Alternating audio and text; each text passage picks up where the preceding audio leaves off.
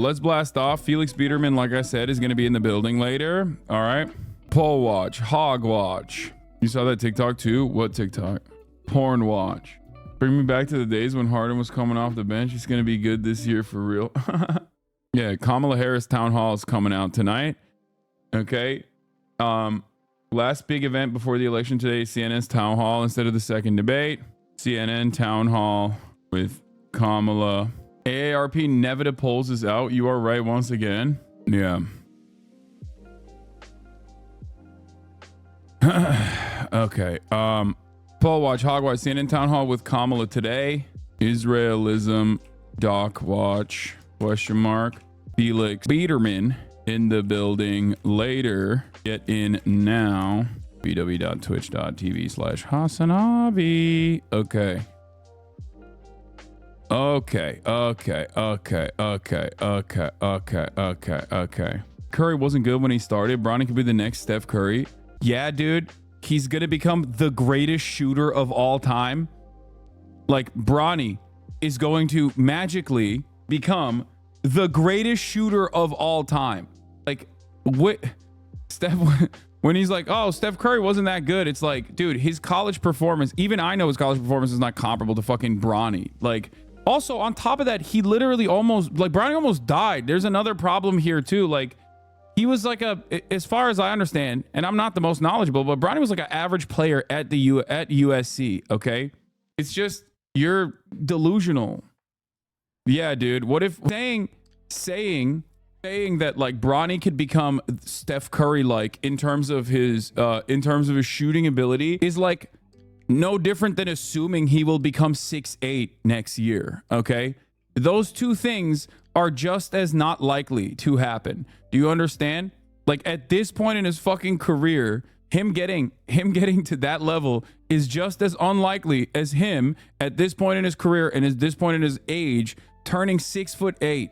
One character growth arc and he's there. Y'all watch too much fucking anime and think that's how human beings, that's how human beings operate somehow. I don't know. Here it is, ladies and gentlemen. Poll watch, hog watch, CNN thought hall with Kabbalah today. Israelism doc watch. Buy your logic of the building later. Get in now. Let's get started. Yeah. Bronny just needs to go through a time skip so he can just be a Steph Curry style shooter. Jokic, a second rounder, wasn't that good, and now he's a top 3 player. Jokic also was incredibly dominant, okay, before coming to the fucking NBA. That's number one. Number two, okay? Again, size-wise, look at his fucking size. There are certain things you cannot overcome. Sorry, in terms of basketball, you are going to have like fun moments like the Japanese dude who's like 5'8". I love that. Like, I love that he's going to get, some playtime potentially, but like, there is nothing you can do in terms of overcoming the size difference. The biggest problem for Bronny is that he also does not have the size. He is tiny. He is significantly undersized. NBA average size like 6'6". If he at least had some kind of like physical prowess that he could build on top of, then that makes sense. If he was like fucking 6'8", or if he was like, if he was like 6'6", if he was fucking 6'5", then you can still try to make something of that. You know what I mean? You can mold it into I don't know. You could mold him into like potentially a role player or something. Bronny height apologist. My wife says you're the biggest weep she knows. I don't know enough about Bryce James. I don't know enough about how Bryce plays. I don't know. But like, this is what it is. It is what it is. It just sucks. It sucks. He had massive shoes to fill always for his entire life.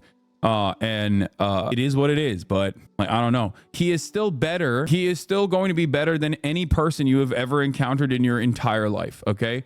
That's the reality. Bronny is still going to be better than every single person you have ever encountered playing basketball the rest of your life. Having said that, the NBA is a completely different fucking league in terms of talent. Maybe LeBron sticks it out until Bryce is eligible to play in the NBA, Who knows? Are you Michael Bridges' jump shot coach? Okay, can you calm down? Can everybody calm down? Like, my shot is literally better than this. I'm sorry, but this is fucking slander. Like, I know my shot is ass, okay? I know I don't have the best shot, but it's literally better than this. This gives me comfort. Like when I see a guy, I said this earlier, when I see a guy who shoots like this in the NBA, okay, yeah, it makes me happy. It don't matter how you shoot as long as that hoe drops. Okay, fair. This man shot 40% from 3 in a season and still went to change his jumper because it didn't look good. Now it looks even fucking worse and it doesn't go in. I know. It does not make any sense. I don't understand it. I don't get it.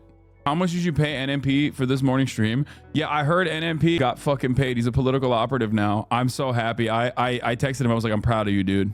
Get your money up. Get your paper up, big dog. I actually don't know. Nick got a lot of hate in the comments. Yeah, I hit that with a like. Going live this morning and talking about the election and how to save our democracy. And then... And people are mad at him, I assume. His chat was culture shocked. Yeah, it was definitely an experience for sure. Yeah, get your money up. Who gives a fuck? I don't give a shit. I ain't never gonna fucking hate on someone for... Like, I've told you this before. Like, obviously campaigns come to me all the fucking time. I don't do it. I'm a political commentator. I don't think you should be able to... I as a political commentator, I don't think it's appropriate of me to take money from a campaign, even if I agree with their fucking principles. So I don't do it, right?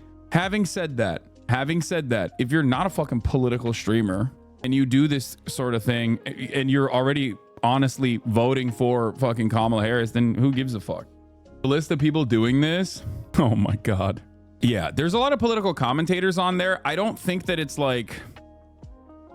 like I said, I guess it's like... That's my standard. I'm not holding anybody else to that standard. But if you're voting for fucking Kamala Harris and you're a content creator and you're getting paid to do it, like, yeah, great, you know, fuck it. Who gives a shit? Oh no, get ready to be name dropped at least 16 times. Wait, what? What do you mean? What? This is like a consistent thing that I have talked about. This is a compliment for you not to be included in this. If I saw you talking to dumbass Mark Cuban, I would mute. Yeah, I didn't want to participate in this because like I don't think it's appropriate for me to have any sort of conversation like this with like Bernie Sanders or anybody else. Like I can do it on my own. You know what I mean? These are things that I can participate in on my own. It doesn't have to be like a paid initiative for me to do it. So, but I'm glad that Austin did it. Everyone was very surprised. I was not even remotely shocked. You texted him saying that you're proud of him. Redditors are twisting it as though you were mad at him about a comment he made on stream. You were so right about hallucinations. Yeah. Wait, what? People think I like got mad at him? What the fuck? I literally texted him when I liked his tweet when I saw he got the bag. And then also on top of that, I literally texted him privately. Dude, why are people... Oh my God. People are so fucking dumb, dude. They're not even dumb. They're just insane. They're not dumb. They're just out of their fucking minds. There's a hate thread claiming you texted him to take the VOD down. Not joking. Wait, what? There was an LSF thread saying you texted him because Nick called out your crazy ideas. Wait, what? I'm getting ahead of it before we see it on the next IG story from Reform Front. What is happening? What the fuck? What? It's an absolutely unhinged title on a post that doesn't track at all. Dude, these... I think you have to recognize that like maybe some of these people are just like genuinely hallucinating, but then maybe others are... like some people are genuinely hallucinating, but others are just straight up just lying, I guess, to like build a narrative, and that's it. You know what I mean? I don't know where the fucking thread is that you're talking about, but anyway, the thing that I was saying with respect to like Nick is you know, or any content creator in general that is already honestly voting for Kamala Harris, like I'm not gonna fucking shit on you. I don't shit on people who are Kamala voters in here. Like there are certain things that like if... Oh fuck, my back hurts so much. I don't know why. There are certain things that like people say in this chat in terms of like, yeah, I don't know what's wrong with my fucking lower back today. It's tight. But there are certain things that people say in terms of like voting for Kamala Harris that people would just be like, oh dude, like I'm voting for Kamala Harris because she's gonna like save America. Like if you say shit like that, I'm gonna be like, well, there's definitely some issues with that statement. Like I will explain my position clearly for you. But this is the clip they said you texted him about. this even a discussion? Did it? Wait, is that how it works? If you watch like a politics TikTok, you get recommended Hassan right after? Is that how it works? Bro, he's all over this page. Wait, what is this point? Like, I don't understand. That's crazy. Yeah, I texted him, I'm so proud of you. Get your money up. He said, oh no, are you mad at me? Sad face. I said, no, lol, what the fuck? He said, oh, thanks. Smiley face. Like, what the fuck are people saying? Chat, stop only focusing on politics or drama. It's a distraction of what's actually happening. See, click it. Dude, Hassan be saying some wild stuff, man. So I don't know if we can. Yeah. By the way, chat, you see this QR code next to me? There's only one possible. That's it? That's it? It's based off of that? That's it? That's what people were saying? Like Nick Pollum is like secretly scared of Hassan? That type of shit? That's so weird, man. Dude, how do you read this in any way but like unhinged parasocial activity? Like anyway, whatever. This shit is so fucking stupid. Holy moly, dude. That is crazy. Hassan, wait, what is this? Hassan, NMP called Hassan's ideas extreme and gets a message. Wait, did it happen to be at the same time? I was at the gym, dog. Do these people think that like I'm watching Nick Pollum stream to see if he says something about me to send him text messages? Like, you're out of your fucking mind. Dude, these people are such insane people, dude. What the fuck? There's blood in the water since the bans that people are grasping at anything. Yeah, that's weird as fuck, dude. Holy shit. Yeah, no, man. You want to know what I was doing while Nick was doing the stream, dude? Okay. This is what I was doing. Bro, you're on Twitch 24/7. Of course, you're watching every hour. Yeah, I'm not. I'm not. At the top of the hour, I am serving a 3-minute ad break, however, if that's what you were wondering, if that's what you were going to say. But this is what the fuck I was doing, I assume, while Nick was live. Which, by the way, once again, want to reiterate my position. Get the money up, not the funny up. Good shit for him. LSF looks absolutely insane right now. It's massively brigaded. Yeah, I know. But this is what the fuck I was up to this morning, okay? What's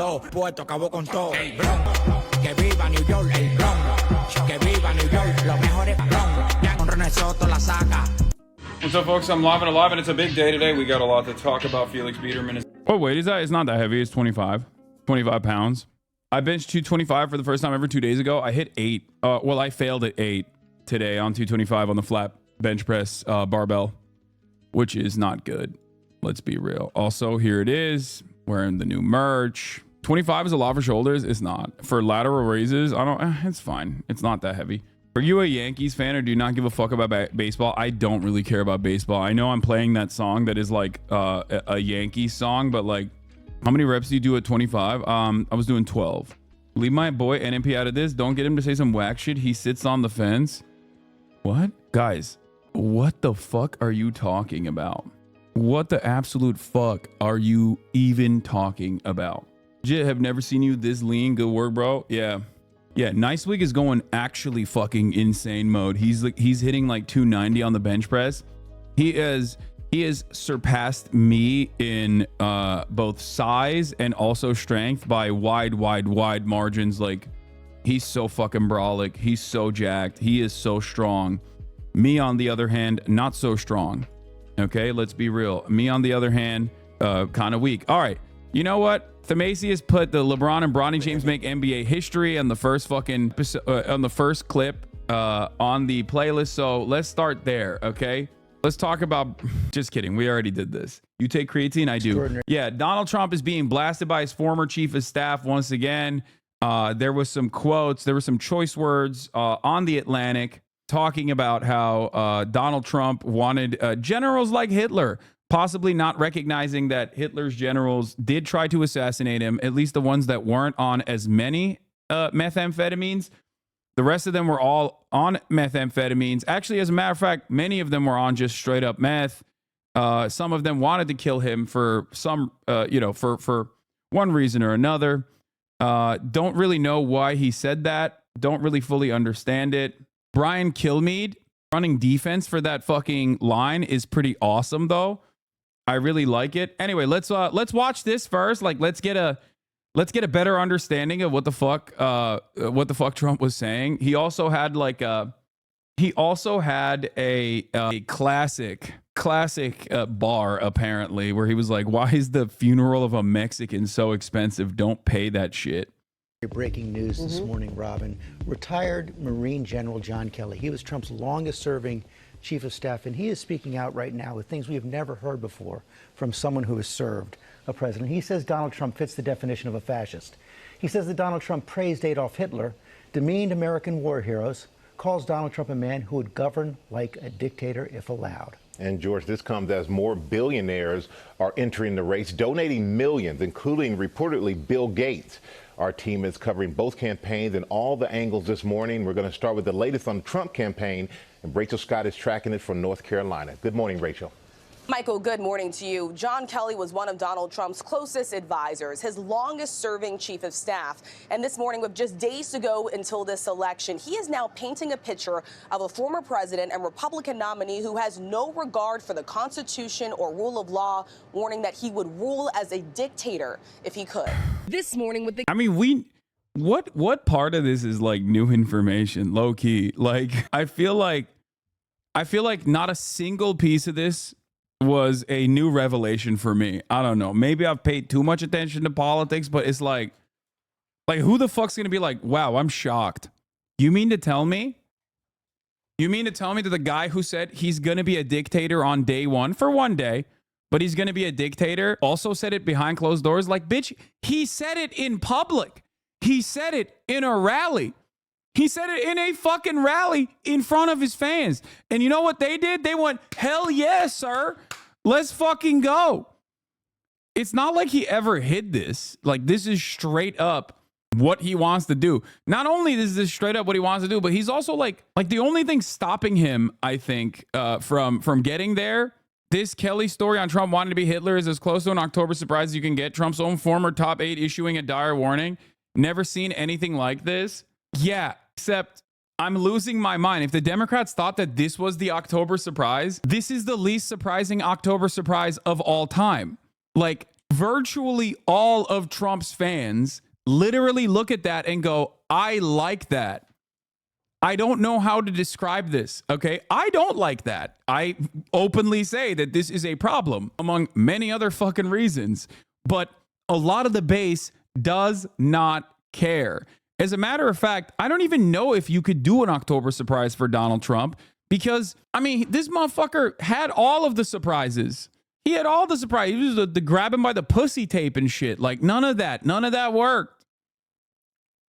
The only thing that worked was 4 years of Donald Trump and a world-changing pandemic, like a global shift that basically locked people into their fucking homes. And when they were locked into their fucking homes, their fucking relatives were dying, as Donald Trump went on television every day and was like, just inject bleach, you'll be fine. COVID is like, it's whatever. It's neither here nor there. Shut the fuck up. Yada, yada. Ivermectin. Use ivermectin. Horse dewormer for everybody. All this shit frustrated Americans so much that they were like, nah, I can't do this again. I don't want to fucking look at the TV again. That's what worked. Now, the problem is 4 years have gone by since then, and Americans are notoriously bad at remembering shit. And the Democratic Party is also kind of bad at running a good campaign and reminding people of how bad it was. So this kind of stuff is, I don't know. I don't know if it fucking moves the needle. You know what I mean? I just don't know. Because he would say stuff like this all the time while he was president. He said stuff like this all the time after he, was no longer president. He tried to do January 6th. It was funny as fuck, but like he did still try to do it. Luckily, it was only funny because they're so goddamn incompetent and stupid. But like, I don't know. I don't know what to like. I think people kind of have made their minds up on Trump. They know that he's like this and they like it. That's perhaps a much more damaging part of this story. Like, that's more damaging to American politics in general. There's going to be like long historical shifts happening in this country for generations to come post Donald Trump. So I don't know. I think through the insanity, we understate how dangerous this shit is, though.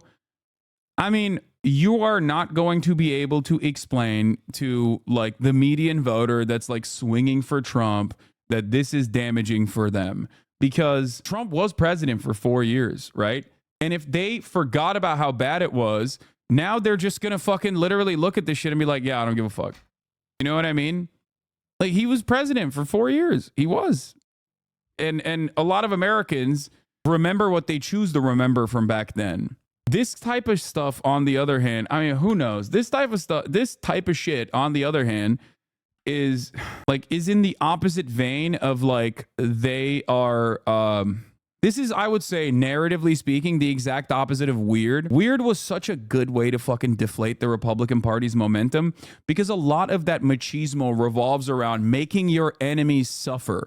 A lot of people were like, yeah, we are terrifying, and you want to vote for us for that reason because we're making these pussy-ass libs cower in fear. When they started saying he was weird, they were like, wait, whoa, we're not weird. We're fucking normal. We're not weird. We're normal as fuck. Weird deflated the fucking fears that the American population would have. But then again, I think simultaneously they thought, well, if we're making a suburbs play, then we can't fucking say he's weird. We have to say he's scary and undemocratic. So they just dropped the weird shit.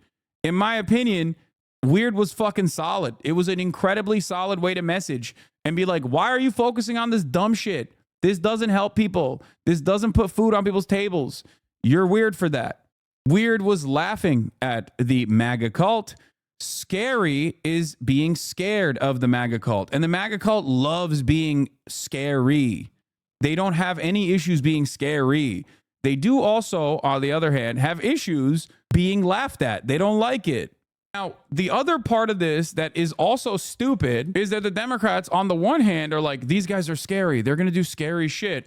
While simultaneously being like, these scary guys, we also are adopting some of their policies. We are basically fucking accepting their framing on issues like immigration. That, in my opinion, is inconsistent. Like, it's an inconsistent way to run a campaign, which is why there are, in my opinion, alarm bells in terms of like alarming poll results coming out in terms of 4% of Biden voters in 2020 swinging in Trump's direction versus 3% of Trump voters in 2020 swinging in Kamala's direction. So Trump is still picking up more Biden voters than Kamala is picking up Trump voters, in spite of the fact that the Democrats have aggressively tacked right over and over and over again. So I just don't know. I don't know where this goes. I think they are hemorrhaging their base every single time they do this. Can we get your thoughts on this? I never knew you thought this. I do think this. Yes, we should replace oxygen with swag. I'm a swagapino, like Pinoy Gang. I really said this. I really did this. This is real. That's so funny. Thinking that I own a fucking Tumblr account. Come on, chat. Yeah, Pinoy Gang. I'm Swagapino for life. But let's get back to it. The campaign entering its final days. Donald Trump's former chief of staff and retired General John Kelly with a blistering rebuke of the Republican nominee for president, calling him a fascist with no concept for the rule of law or the Constitution. Certainly, the former president is in the far right area. He's certainly an authoritarian, admires people who are dictators. He has said that. So he certainly falls into the general definition of fascist, for sure. Kelly describing how Trump would praise Nazi leader Adolf Hitler, who orchestrated the systematic murder of 6 million Jews. I think Trump fits the bill on Americans so perfectly, which is, what is that age-old adage? I think it was a tweet where it was like, Americans only learn about World War II in terms of global history, and even then, they don't know shit about World War II. And I feel like Trump fits that bill perfectly. He's like, Hitler was strong, he was powerful, and I like that. We need to be more like him. He's like, doesn't know anything else, okay? Like, that's why I always thought it was very funny when people were like, Donald Trump has a copy of Mein Kampf on his bedside table. Like, you think this motherfucker reads books, let alone Mein Kampf? Like, are you insane? There is 0% chance that this guy is like ideologically a Nazi. Like, he doesn't care about anything but himself. Okay? He does not care about he's too much of a narcissist to be a ideologically committed fascist. Okay? He just knows like the overall vibes of certain things. He's like, Blitzkrieg seems like a good way to take over. 100% people put the Wehrmacht generals on a pedestal, but remember they started losing from 1941 to 45 nonstop after blunders, which is why they all attributed to Hitler, but it's mostly a shared blame. It wasn't even Mein Kampf as a book of Hitler speeches. Yeah, I don't think so. Ah, yes, the age-old adage that is not even 5 years old. Okay, whatever. I'm presenting a fucking Twitter meme as a age-old adage. All right, give me a fucking break, dude. Anyway, interesting political analysis here. What do you think? What is the political analysis? Kamala is either going to win or lose this election. I agree. Hitler was also a narcissist. Yes, many of these fucking guys are. But I think beyond that, he very clearly was ideologically committed to fascism. He was very committed to an anti-Semitic understanding of the world. Like, I don't think Donald Trump cares about anything beyond himself. Nate Silver called it. Breaking. Nate Silver predicts that Donald Trump will win the 2024 election. My gut says Donald Trump, and my guess is that it is true for many anxious Democrats. Nate Silver, here's what my gut says about the election, but don't trust anyone's gut, even mine.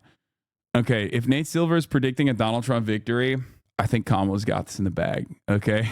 That's all I'm going to say. I think that these guys are still, like a lot of these dudes, I think, are still reeling from the massive disparity. The massive disparity in polls in terms of like in 2016 overall, like they're still reeling from that. So they're just like overcooking the polls, swinging it in Trump's direction. Now, that might still happen because Trump is pretty good at like randomly fucking pulling turnout from areas that you would have never imagined. Okay? The guy that you talk to every day, your coworker that believes in the most insane shit, okay? That only consumes Joe Rogan, that probably purchased ivermectin during COVID. Like, that guy has never voted. He might vote for Trump this time. Like, he's very good at that shit. He is. So I think while polls, like pollsters in general are, wait, oh, I know him? Yeah, I know all of your coworkers. I have met your coworkers, okay? Wait, what? You think they found the Trump N-word tape? You're about to see insanely desperate stuff from the Democrats. Expect deepfake AI-generated crap about Trump coming soon. Stay focused and vote. Journalist Mark Halperin, I've been pitched a story about Donald Trump for about a week that, if true, would end his campaign. By the way, excuse me, if you consider deepfake AI-generated crap to be insanely desperate, what does that say about the Republican campaign that literally did that with Tim Walz like last week? Last week, Tim Walz, there was a AI generated deep fake video that came out that was like, I was Tim Walz's student and he like had sex with me. He fucked me when I was a child. And everyone was like, hell yeah, I can't believe it happened. It's like, dude, this is the fakest shit of all time. This is literally the fakest fucking shit of all time. And they did that. They did that, and now I think they're projecting. That's all I'm saying. This was the quoted tweet they blocked through Jack Poso's screen cap. Yeah, it says they will deepfake Trump saying something he didn't. Screenshot this. I mean, they could be gearing up. They could be gearing up potentially.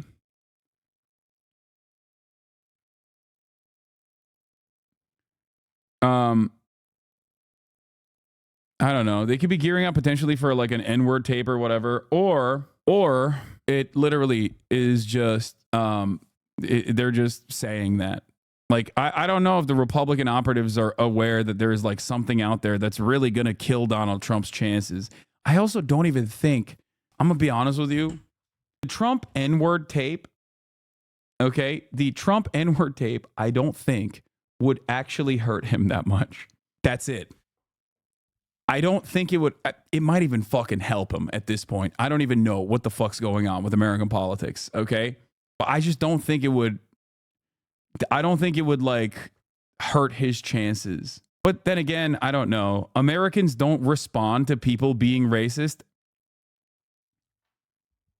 Americans don't respond to people being racist until someone says the N-word. And even then, they're still like, I don't know. Did he say it with a hard R or with a soft A? Did he say it while reading Tom Sawyer. Like, never underestimate the average American's ability to find objectively racist behavior not that racist, okay? They will always find a fucking way to be like, I don't know, this seems contextually appropriate. It was 20 years ago. You've said it too. Who amongst us hasn't said it? I said it last week. I'm not racist. It's like, wait, really? Is that what that means? Yeah, okay. That's cool. Weird that you would just acknowledge that. Okay. So, you know, there's a lot of drama, but let's see. But you know Trump is heavily pursuing black men as a voting bloc? Yes, dude. I know that. It's not as significant of a drop off for, like, it's not that significant of a this is what happens when you're fucking media brained, okay? You watch too much media and then you assume that the things you read on CNN and or watch on CNN and MSNBC are prescient, important. Let me tell you why it's not, okay? Black men voting for Trump by 20% is still so marginal and significantly lower per capita in terms of the same exact demographic with the same exact educational attainment for white men and for Hispanic men. Okay? That's it. Like, it's not that significant of a voting block for the Republican Party. But having said that, the Trump N-word tape, I don't know how much I don't know how much motion it has at this point. Yeah, is black men famous for voting for a Republican unlike white men? Yeah, exactly. That's why it's so stupid. It's like, it's not. It's people hyper focus on this, like, people hyper focus on this marginal shift, which is literally smaller overall than every other fucking racial group in terms of their fucking voting patterns. Especially if they have, I can't even talk, especially if they do not have higher education, like a college degree. It's kind of silly. All right, let's see. It caused World War II. You commented more than once that, you know, that Hitler did some good things too. Kelly's Like what? Yo! He's like, the Autobahn. He was a big union buster. I like that. I like it a lot. No unions, put a lot of socialists in prison. Big fan. This is like the National Review guy. Whether or not he said it doesn't matter if he's saying it on In Other Words Daily. Exactly. Thank you. That is usually my perspective. Okay. That is usually my point, which is I look for weird symbolisms to extract some kind of ideological tilt when they are on main openly communicating their desires. This guy wants to do militarized concentration camps for non-whites, okay? Sure, he's using undocumented immigrants as the substitute for that, but that's precisely what he's doing. And many of these people who he's calling undocumented, sometimes saying they're eating fucking cats and dogs or any number of different psychopathic things that he says, are straight up documented temporary protected status migrants, as in they have the paperwork. So what is it then? If they have the paperwork and you're still calling them illegal aliens and you're saying they're fucking, rapists and murderers, when the actual fucking data shows that they do significantly less crime per capita than natural born U.S. citizens, then why are you saying this? There's got to be some other motivation behind it, right?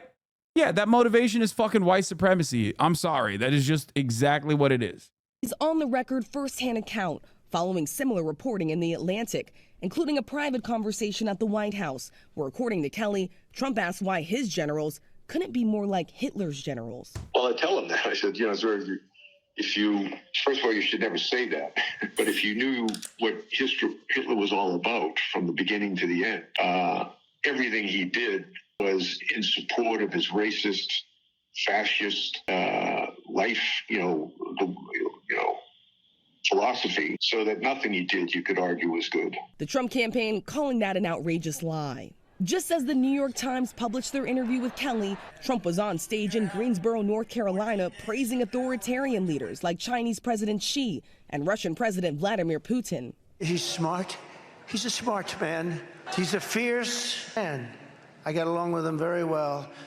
Putin. These are people that are tough people. Kelly insisting to the Times, if given the chance, Trump would rule as a dictator himself. Oh, I think I think he'd love to be. I think he'd love to be just like he was in business. He could tell people to do things and they would do it, and not really bother too much about what the legalities were. Kelly also says Trump often questioned why people would serve the country in uniform. Is it dangerous to compare such a goofy showman like Trump to Hitler? People won't necessarily see the connection because he presents as a kind of normal guy on the podcast and you ended up normalizing Hitler. No, I don't think it's dangerous to compare Donald Trump to Adolf Hitler. What the fuck? Dude, why do people learn about history? Why learn about Hitler at all? Why learn about the Nazis at all? Why learn about the Holocaust at all? If not to understand how they got there, okay? And in order to never repeat it again. No, I will never abide by this principle of like, I will never abide by this principle that like, oh, well, Hitler was like way more dangerous and way more unique than someone like Donald Trump, which many of our fucking neighbors want to vote for. It's like, no, dog, that's the point. Your neighbors are fucking turning into Nazis, okay? Your neighbors are literally in the early stages of fascism. The only thing that stops American fascism from becoming a militant, mechanized movement in the same way that it did in fucking Nazi Germany is the fact that they're too busy eating jalapeno poppers. Okay? That's it. That's it. Straight up.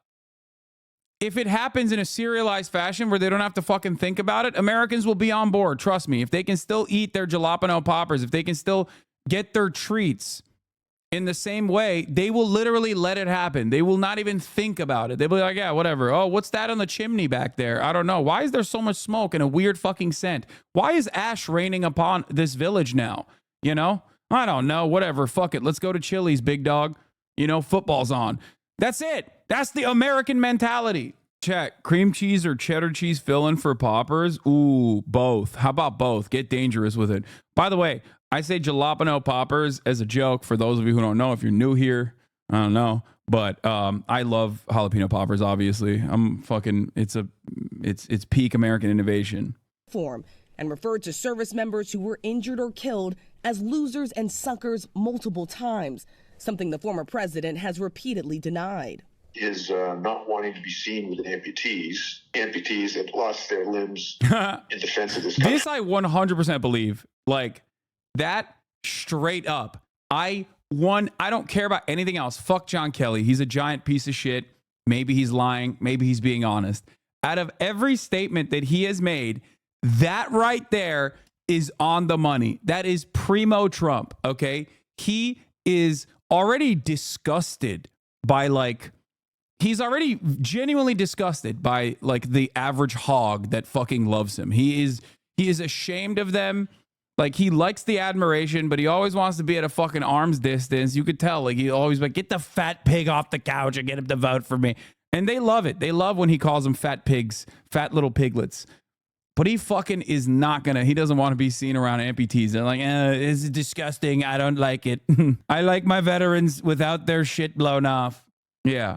He's fighting for every American, to him included, to protect them, but didn't want to be seen with them. Kelly, a retired 4-star Marine general who spent 45 years in uniform, lost his own son in combat in Afghanistan. He was handpicked by Trump to lead the Department of Homeland Security before serving as his longest chief of staff. General Kelly will go down in terms of the position of chief of staff, one of the great ever. He says he made the decision to speak out now after Trump talked about using the military against what he called the enemy within. I think the bigger problem are the people from within. We have some very bad people. We have some sick people, radical left lunatics.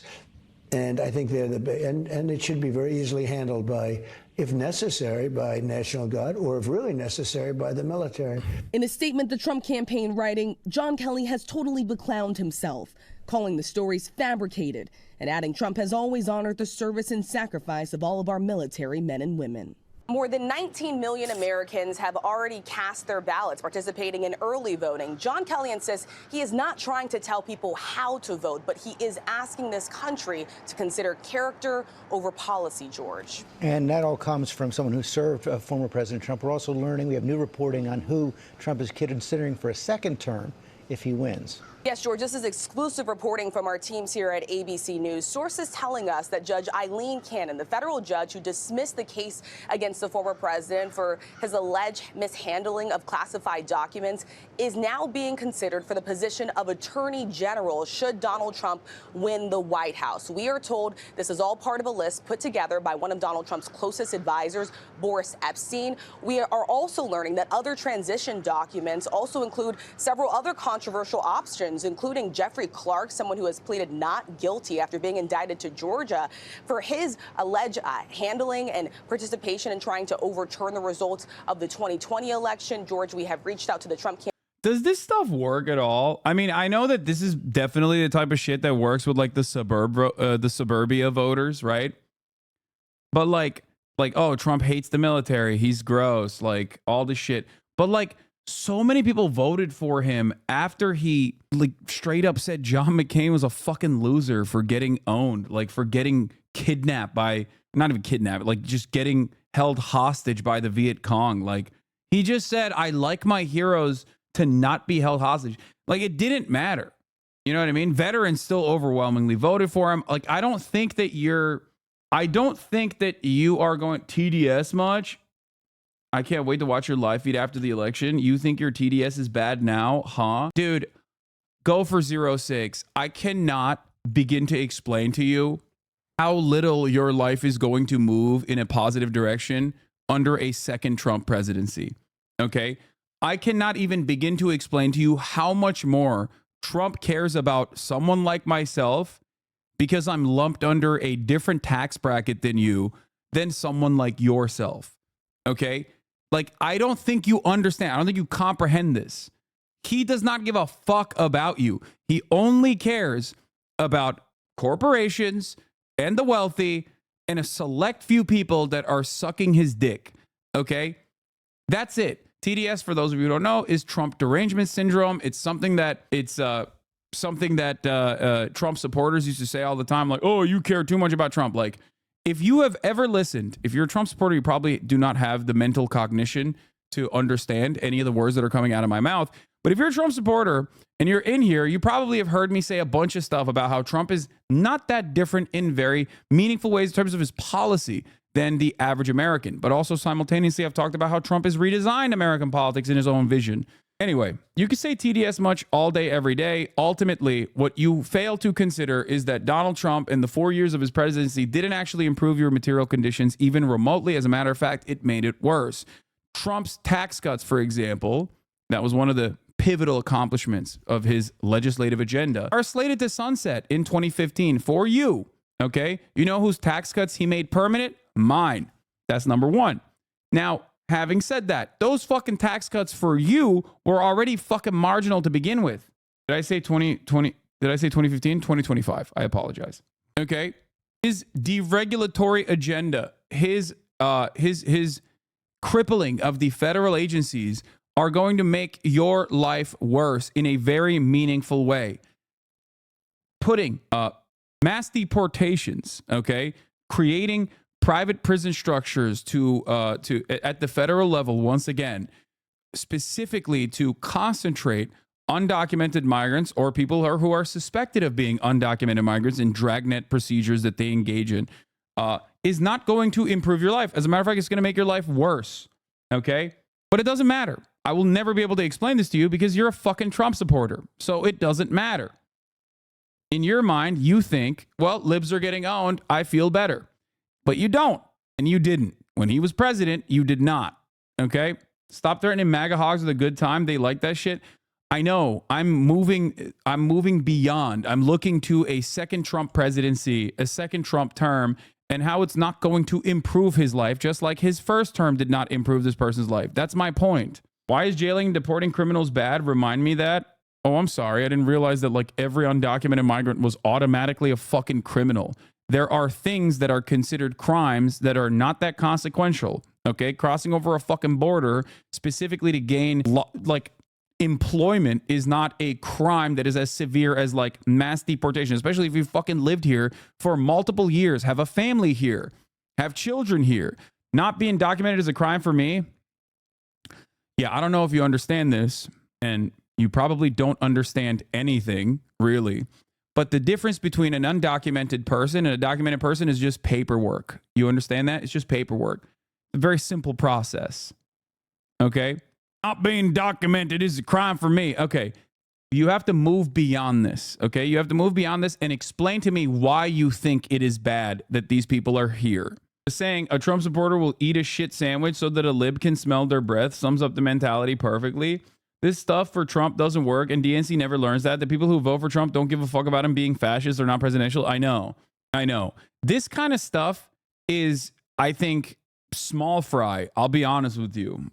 In comparison to the much more consequential deregulatory agenda of Donald Trump and the significantly more consequential white nativist immigration policy that Trump will be pushing for and has been pushing for. Because they cut corners, there's people who want to come legally and they take their place. That is what? Here we have proof in the pudding once again that Republicans do not know a single fucking thing about the causes that they supposedly are very passionate about. What the fuck are you talking about? That is not how this works at all. Okay, they cut corners. No, they don't. Half the fucking people that you're talking about that are undocumented migrants are actually not even undocumented. They are documented. They have TPS, okay? Something that Trump also offered them, including the Venezuelans that he calls, rapist criminals who are overtaking, apartment complexes in Aurora. Donald Trump literally extended TPS status to Venezuelans on his way out, okay? Haitians that Donald Trump also offered temporary protected status to as well. These people are legally here, okay? They have the documentation. They're not undocumented migrants. You are calling them illegal immigrants, even though they have the proper paperwork. If you are talking about all these people, I do believe that women and children deserve asylum, though. Oh, thanks, man. Thank God. This guy's like, yeah, women and children only, okay? Anyway, there is no finite amount. There is no like, oh, we simply can't process these documented immigrants because undocumented immigrants are coming over the fucking border. That's not how that fucking works, okay? As a matter of fact, put yourself in the shoes of a person who is growing up in fucking Guatemala and they're like, there is no job. There are no jobs for me here. There's political instability here. I am going to make the trek all the way to the fucking United States of America so I can pick strawberries in a fucking field in California for like 10 cents, okay? That mentality. Do you think that that guy, if given the opportunity to properly go through the regular fucking channels and get the paperwork necessary to be able to work and get gainful employment in a lawful fashion, would not take it? No. The reason why these people do it is because there is no legal pathway to immigration. As a matter of fact, our reactionary white nativist anti-immigrant agenda unironically funds the cartels. It helps the cartels. It creates a fucking system of cartels transporting these people over the fucking border. Ugh. Greg Kazar had a really good fucking take on this. I don't know if someone can find it. I'm most likely going to have him on the stream sometime soon. But this is an argument for illegal immigrants since they free up spots for legal immigrants in the queue. Yeah.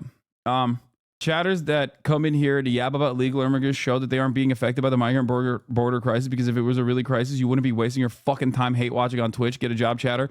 Yeah. The American immigration system, the legal process is pay to play. Okay. If you're wealthy, you can come in here immediately tomorrow. It doesn't fucking matter. If you're poor, you're fucked. Okay. You're just never coming in. It'll take 20 goddamn years. And many people do not have 20 goddamn years to immigrate. That's it. Hate watching is still juicing Hasanabi numbers. Chatter is not very bright. I know. My haters are my greatest motivators. Okay. Ay. All right, let's continue. Campaign for comment. They have not gotten back to us, George. Right, and of course, Judge Kennedy has received so much criticism from others in the legal community over those decisions in the Trump case. So yesterday we learned that Donald Trump's former chief of staff, John Kelly, a retired Yeah, in the words of my favorite turkey defender, Eric Adams, haters are my waiters on the table of success. I have to pee. I'll be back. four-star general, confirmed that while Donald Trump was president, he said he wanted generals like Adolf Hitler had.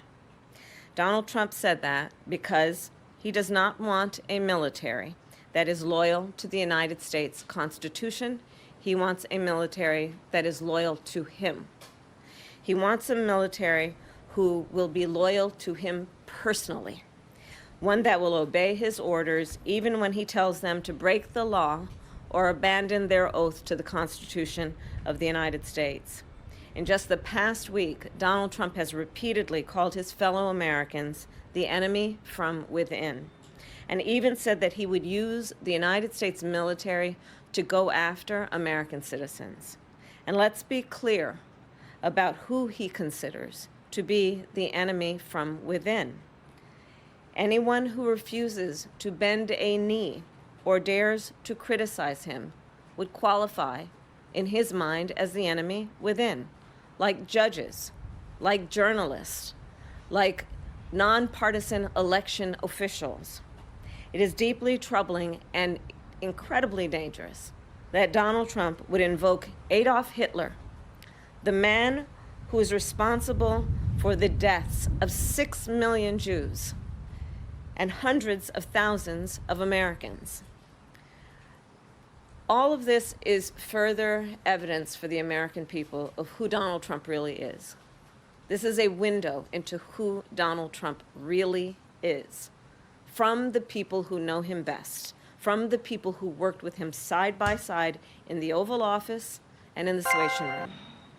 And it is clear from John Kelly's words that Donald Trump is someone who, I quote, certainly falls into the general definition of fascist, who in fact vowed to be a dictator on day one and vowed to use the military as his personal militia. It's a good deal that Democrats certainly don't have anyone that is remotely like Donald Trump on their side, including but not limited to a guy who literally is worse than Donald Trump, for the record. And I will say this, I will stand on this. Dick Cheney and the George W. Bush administration was more harmful to the planet than Donald fucking Trump was. Okay? That's true. There is no other way to cut it. This is something that liberals get very pissy about, and they did when we were talking about, are you saying that countries shouldn't have their unique demographics, so USA with 80% non-American population in 50 years is okay? What are you fantasizing about? First of all, when people come here, they become American, okay? You understand that, right? Well, you don't. You don't understand that at all. You probably don't understand that you are talking to someone who came here when he was 18 fucking years old, as a matter of fact. I was born here because I'm very fortunate. I'm an anchor baby, but that's besides the point. I literally am virtually indistinguishable from the average fucking American, and yet I came here when I was 18. The fuck is wrong with you? There is nothing magical about like what fucking zip code you started at, okay? I just want to say that the Hitler shit you were saying earlier is so important. My Mexican uncles defend their decision to vote for Trump by saying he wouldn't actually do that insane stuff he says he will do. Then why are you voting for him? Anyway. To carry out his personal and political vendettas. Donald Trump is increasingly unhinged and unstable. What the wildest thing about this is that these people will say like Donald Trump is Hitlerian, okay? Which is fair. It's correct. So why the fuck are you running on his 2020 border policy? Like that shit was Hitlerian too. I don't understand. I don't think that there is an appetite for this, okay, in the Democratic base of support. There is no appetite for this.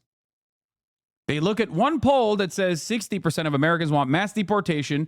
And that same poll also says 60% of Americans want amnesty, pathway to amnesty for undocumented migrants living on U.S. soil that haven't caused any fucking crimes or whatever, right? And they just choose to ignore that other side of the poll and look at the fucking mass deportation part and go, I'm so scared. If we don't fucking do lighter version of mass deportation, we're fucked. We're fucked. How about putting up a fucking fight for once, dude? How about standing for your values? You have no values. And in a second term, people like John Kelly would not be there to be the guardrails against his propensities and his actions. Those who once tried to stop him from pursuing his worst impulses would no longer be there and no longer be there to rein him in. So the bottom line is this. We know what Donald Trump wants. He wants unchecked power. The question in 13 days will be, what do the American people want? Thank you. Vice President Kamala Harris, in 13 days, we will find out what the American people want. Let's bring in our US correspondent, Mark Stone, joining us now from D.C. And Mark, great to have you with us. Look, Kamala Harris there, quoting from an interview I think John Kelly had given to the New York Times, perhaps others. He was Trump's longest-serving chief of staff. She talked about him describing Trump as meeting the definition of a fascist, and also saying that Trump would want to govern like a dictator. Why has Kamala Harris come out now to say these things from this John Kelly interview, do you think? I thought Sky News was conservative. Dude, the peak of British conservatism still doesn't fucking hold a candle to like how nutty Americans get. American conservatism is in a fucking league of its own. It's like, imagine if the entire right was the Reform Party, like in the UK. Reform Plus, you know? CNN says that the real Hitlers are on college campuses. Wait, what? If you're worried about Hitler and you're talking about Donald Trump, maybe open your eyes and take in what's happening on the American left. Dude, CNN is so insane, bro. What the fuck are they doing? What are they doing? What are they doing, dude? What are they doing? Those are the Hitlers I'm worried about. Let me address this, but I also want to keep on the subject that we're talking about. Let me also just... If you're worried about Hitler... The real Hitlers are on the college campuses, dude? Yeah, dude. The fucking non-binary English major that's like what Israel is doing is really fucked up in terms of baby murder. That's the real Adolf Hitler, dude. What the fuck? Please tell me they push back. Well, I don't know if they can, really, because, you know, they kind of also believe that. So, yeah, the real Hitlers on campus are pro-Palestine folks like me, Jewish, who have gotten arrested for protesting mass slaughter. Yeah, it's fucking ridiculous. Are the walls closing in? Yes. I do not know where we go from here, but I do not think that we are going to a positive direction. I do not think that the trajectory of this country is a positive one. I will be very clear with you. That should not stop you that should not discourage you from fighting the good fight. That should not discourage you from presenting your values loudly and proudly. That should not stop you from, you know, continuing to organize in your workplace, organize in your communities. But, you know, things are not looking good. Misinformation and disinformation is at an all-time high. Half the country is fucking hallucinating an alternative reality in which Donald Trump is this like patriotic figure who wasn't born with a silver spoon and actually cares about the American population. The other half of the country is also, you know, committed to the idea that the Democratic Party is actually not funding and facilitating a genocide. Things are looking bad, okay? The Democratic Party is now pushed way past the point. The Democratic Party has pushed way past the point on right-wing policies beyond the positions that they had in 2020. They've adopted the framework of the Republican Party on issues like immigration. It's very, very dangerous. I fear that we are basically bouldering towards fascism. I just do think that things will get worse in the short term before they get better. And you're talking about Donald Trump. Yeah, just really dire shit. I'll say this much. I think that I believe in my fellow man. I believe in my fellow Americans. I recognize that I think they know what's right and what's wrong deep down inside. Sometimes it is at odds with what the fuck the media is presenting. Don't say I don't think that's cope. I do, like, you look at polls that show that they want a fucking ceasefire, like across the board. Overwhelming majority of people want it. Majority of Republicans want a ceasefire. But if you were to look at the media, it's like, you know, you could never find it, right? You would never find that information. They make it seem as though, I saw this, where is it? They make it seem as though this is like a completely ridiculous position. Anyway, so while they're calling leftist Hitler on air, they're writing sympathy articles about the Israeli occupying force soldiers who can't eat meat because of the fucked up shit they did in Gaza. I know. Let's see how my favorite Brian Kilmeade had to cope with Donald Trump's Hitler statements that he has taken for granted. Let's see what he's saying here. The bottom line is, if you read H.R. McMaster's book, who is critical of President Trump in some of it and not in others, he talks about how Madison Kelly didn't like the president. And they didn't think he deserved the job, or they didn't think he was worthy of the job. And they went out of his way to make sure a lot of the things they asked him to do that they didn't like never got done. McMaster would be frustrated because he couldn't get their attention. And he would say, It's not your job to rein in the president. It's your job to do what the president wants. And then you factor in the fact that he runs his own company, coming from the business world, the first one we've ever had. It's not even a public company. And then he obviously has frustration. And I could absolutely see him go, now, you know what? It would be great to have German generals that actually do what we asked them to do, knowing that's a third, maybe not fully being cognizant of the third rail of German generals who were Nazis and whatever. But he was frustrated with the... Wait, what? Yo. Okay, we're in the fucking... We've moved beyond. This is how it starts, okay? First, there is the double Holocaust theory. Then, first, the American capitalist mind goes to the length of, well, the socialists also did their own Holocaust. Then they say, well, actually, the USSR did things that are significantly worse than the Holocaust. This is a cynical attempt to undermine and engage in Holocaust revisionism, okay?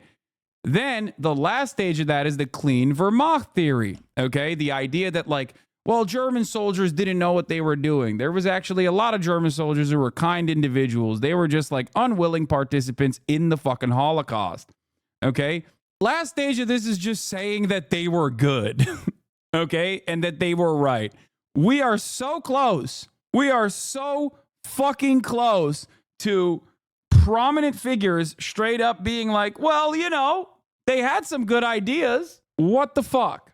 Can you stop answering questions and play some music? No. And I could absolutely see him go, now, you know what? It would be great to have German generals that actually do what we asked them to do, knowing that's a third, maybe not fully being cognizant of the third rail of German generals who were Nazis and whatever. But he was frustrated with the slowdown of it wasn't just a slowdown, it was insubordination.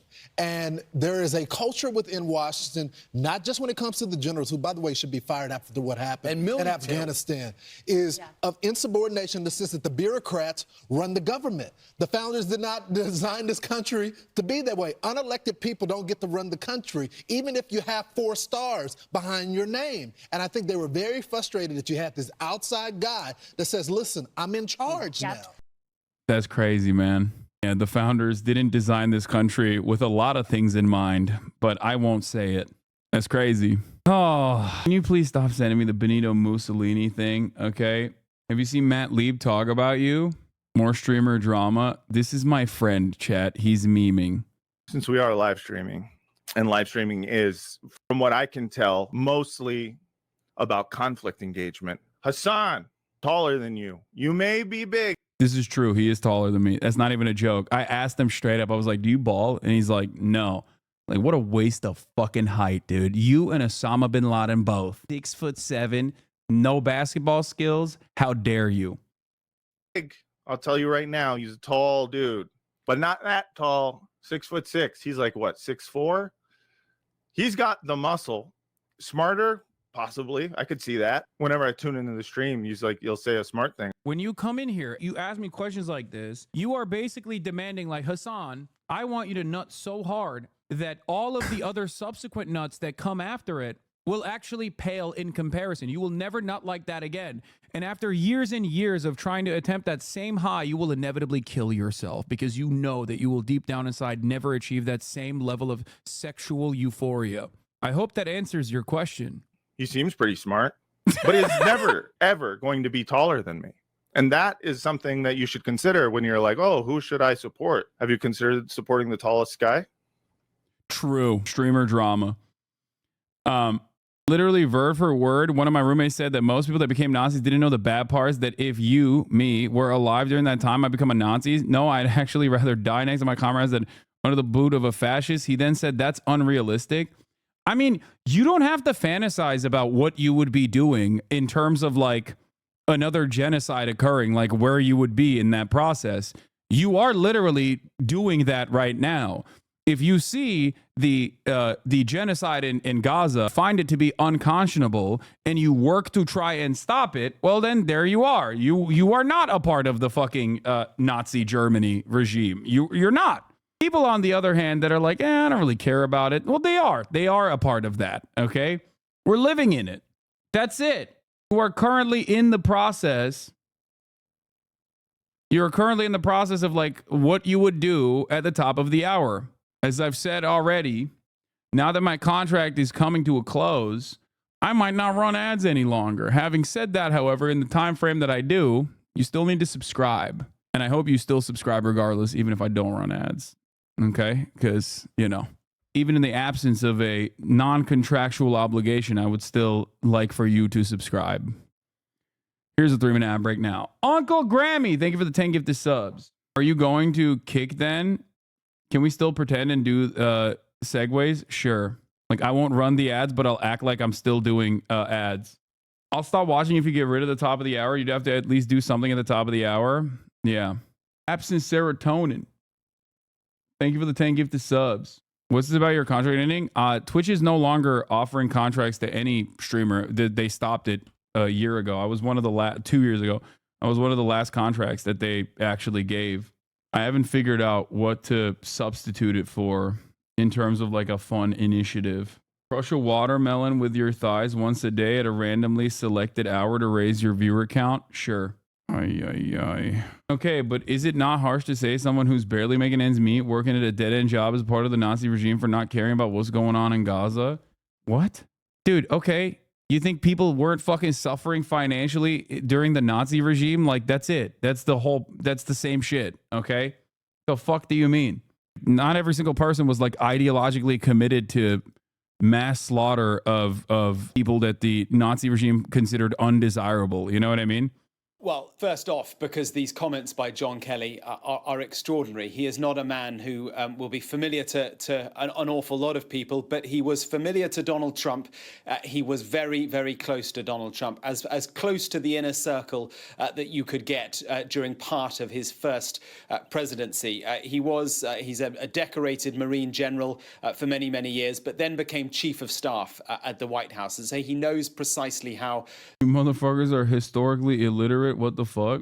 Donald Trump ticks. And he has given this interview both to The Atlantic and to the New York Times, in which he describes in quite remarkable detail of what he thinks Donald Trump is like. And he talks about how Donald... I keep fucking seeing shit on TikTok of people complaining about people voting third party because of being against genocide and how Jill Stein is bad, and the comments never cease to not blame you somehow. I've literally seen 3 videos today with at least 1 or 2 comments talking about you like you somehow encourage people to vote for Jill.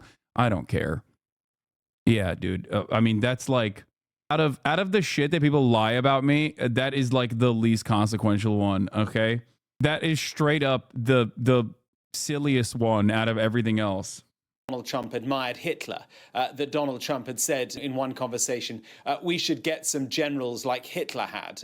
And John Kelly had to ask him what sort of generals, like Germany had, I should say. And John Kelly said, what sort of generals do you mean by that? And he was talking about Hitler's generals. This is the sort of man that John Kelly says could return to the White House. And I think it adds to what we've heard so much over the course of, in fact, many years. There have been discussions and leaks and quotes in books. But what's different about this is that these former officials of Donald Trump are now speaking on the record. They are speaking openly. We can hear their voices. And he adds to what we've already heard from Mike Pence, the vice president, now completely alienated from Trump world. Rex Tillerson, Bill Barr, John Kelly, as I said, Mark Milley just last week calling him a fascist, Mark Esper, John Bolton, all of these, the inner circle of Donald Trump's first term. Now, I think what is also going on here is the Harris campaign is clearly shifting its strategy. A few months ago, or a few weeks ago even, the strategy was all about the future, about joy, about the hope that a Harris campaign or a Harris presidency could give to the country. Now they are shifting significantly and talking about the threat to democracy, the threat that Donald Trump poses. I should briefly say that the Trump campaign has reacted to what Kelly said, and they've said that John Kelly is currently suffering from a debilitating case of Trump's derangement syndrome, and they said that President Trump has always honored the service and sacrifice of all our military men and women. Harris to attend CNN town hall in Pennsylvania. We're going to be watching that later tonight. The Harris campaign. Let's bring in national political reporter for TheHill.com, Sarakshi Rai. Sarakshi, the vice president is back in Pennsylvania for a CNN town hall. What issues can we expect her to? There are over 12,000 plus North Korean troops training in Russian Z Empire that we know of. Latest news story the past 14 days. Yeah, I know. I heard about this. This is fucking, it's nutty. It's always fun when you hear about Kim Jong-un just like being involved in world affairs. They're like, no, we're here. I swear, we're here, dude. I promise we're here. We're here and we're ready to do stuff. Okay, we will be doing stuff. North Korea is on the map, baby. We are. North Korea be like, Turkey's on the table. Turkey is the table. North Korea's doing their own version of that. And, you know, I don't know. I don't know what kind of motion this has. I think it's probably not good in terms of Russia's supposedly banger of a fucking campaign in Ukraine, when they're relying on North Korean soldiers to do possibly border control or even, you know, purges into Ukrainian territory. It's fake news. I don't know if it's fake news. What do you mean? I don't like. Lloyd Austin says it's not confirmed. It probably isn't. It's still not confirmed. It's just info from South Korean CIA. From what I understand, it's like South Korea might also send like specialists or something to interrogate the North Korean workers to understand more about the North Korean, or to understand more about like Putin's positions or whatever. Lloyd Austin says it was confirmed. It seemed, I mean, there's videos. Like I saw videos of people. I didn't see 12,000, but I did see dudes that, you know, from afar could be North Korean. I don't know. Then again, there are plenty of Asian people that live within Russian borders, but still. As far as I understand, Lloyd Austin confirmed this today. There are North Korean troops there, but they aren't sure what their exact role is yet. Isn't this is on the docket today? We'll cover it. Okay, don't worry. I'm gonna get to it in a little bit. You know what? Fuck it. Let's just do it now. And U.S. Defense Secretary Lloyd Austin. Korean proxy war in Ukraine is insane. It's so insane that it literally is like a joke. Making fun of, almost feels like a joke, a throwaway joke that like a YouTuber made about other YouTuber geopolitical commentators, like the one that we watched before. And now it's real. Like now the joke is like, it has become reality. Like East Korea versus West Korea type shit. While South Korea's National Intelligence Service released the above photos of a resident of the Sakha Republic left and a resident of the Buryatia Republic right, thought to be North Koreans in disguise, in October 18, 2024. On those North Korean troops that Zelensky is screaming about, why won't U.S. Intel confirm his claim? Like I said, there are a lot of Asians.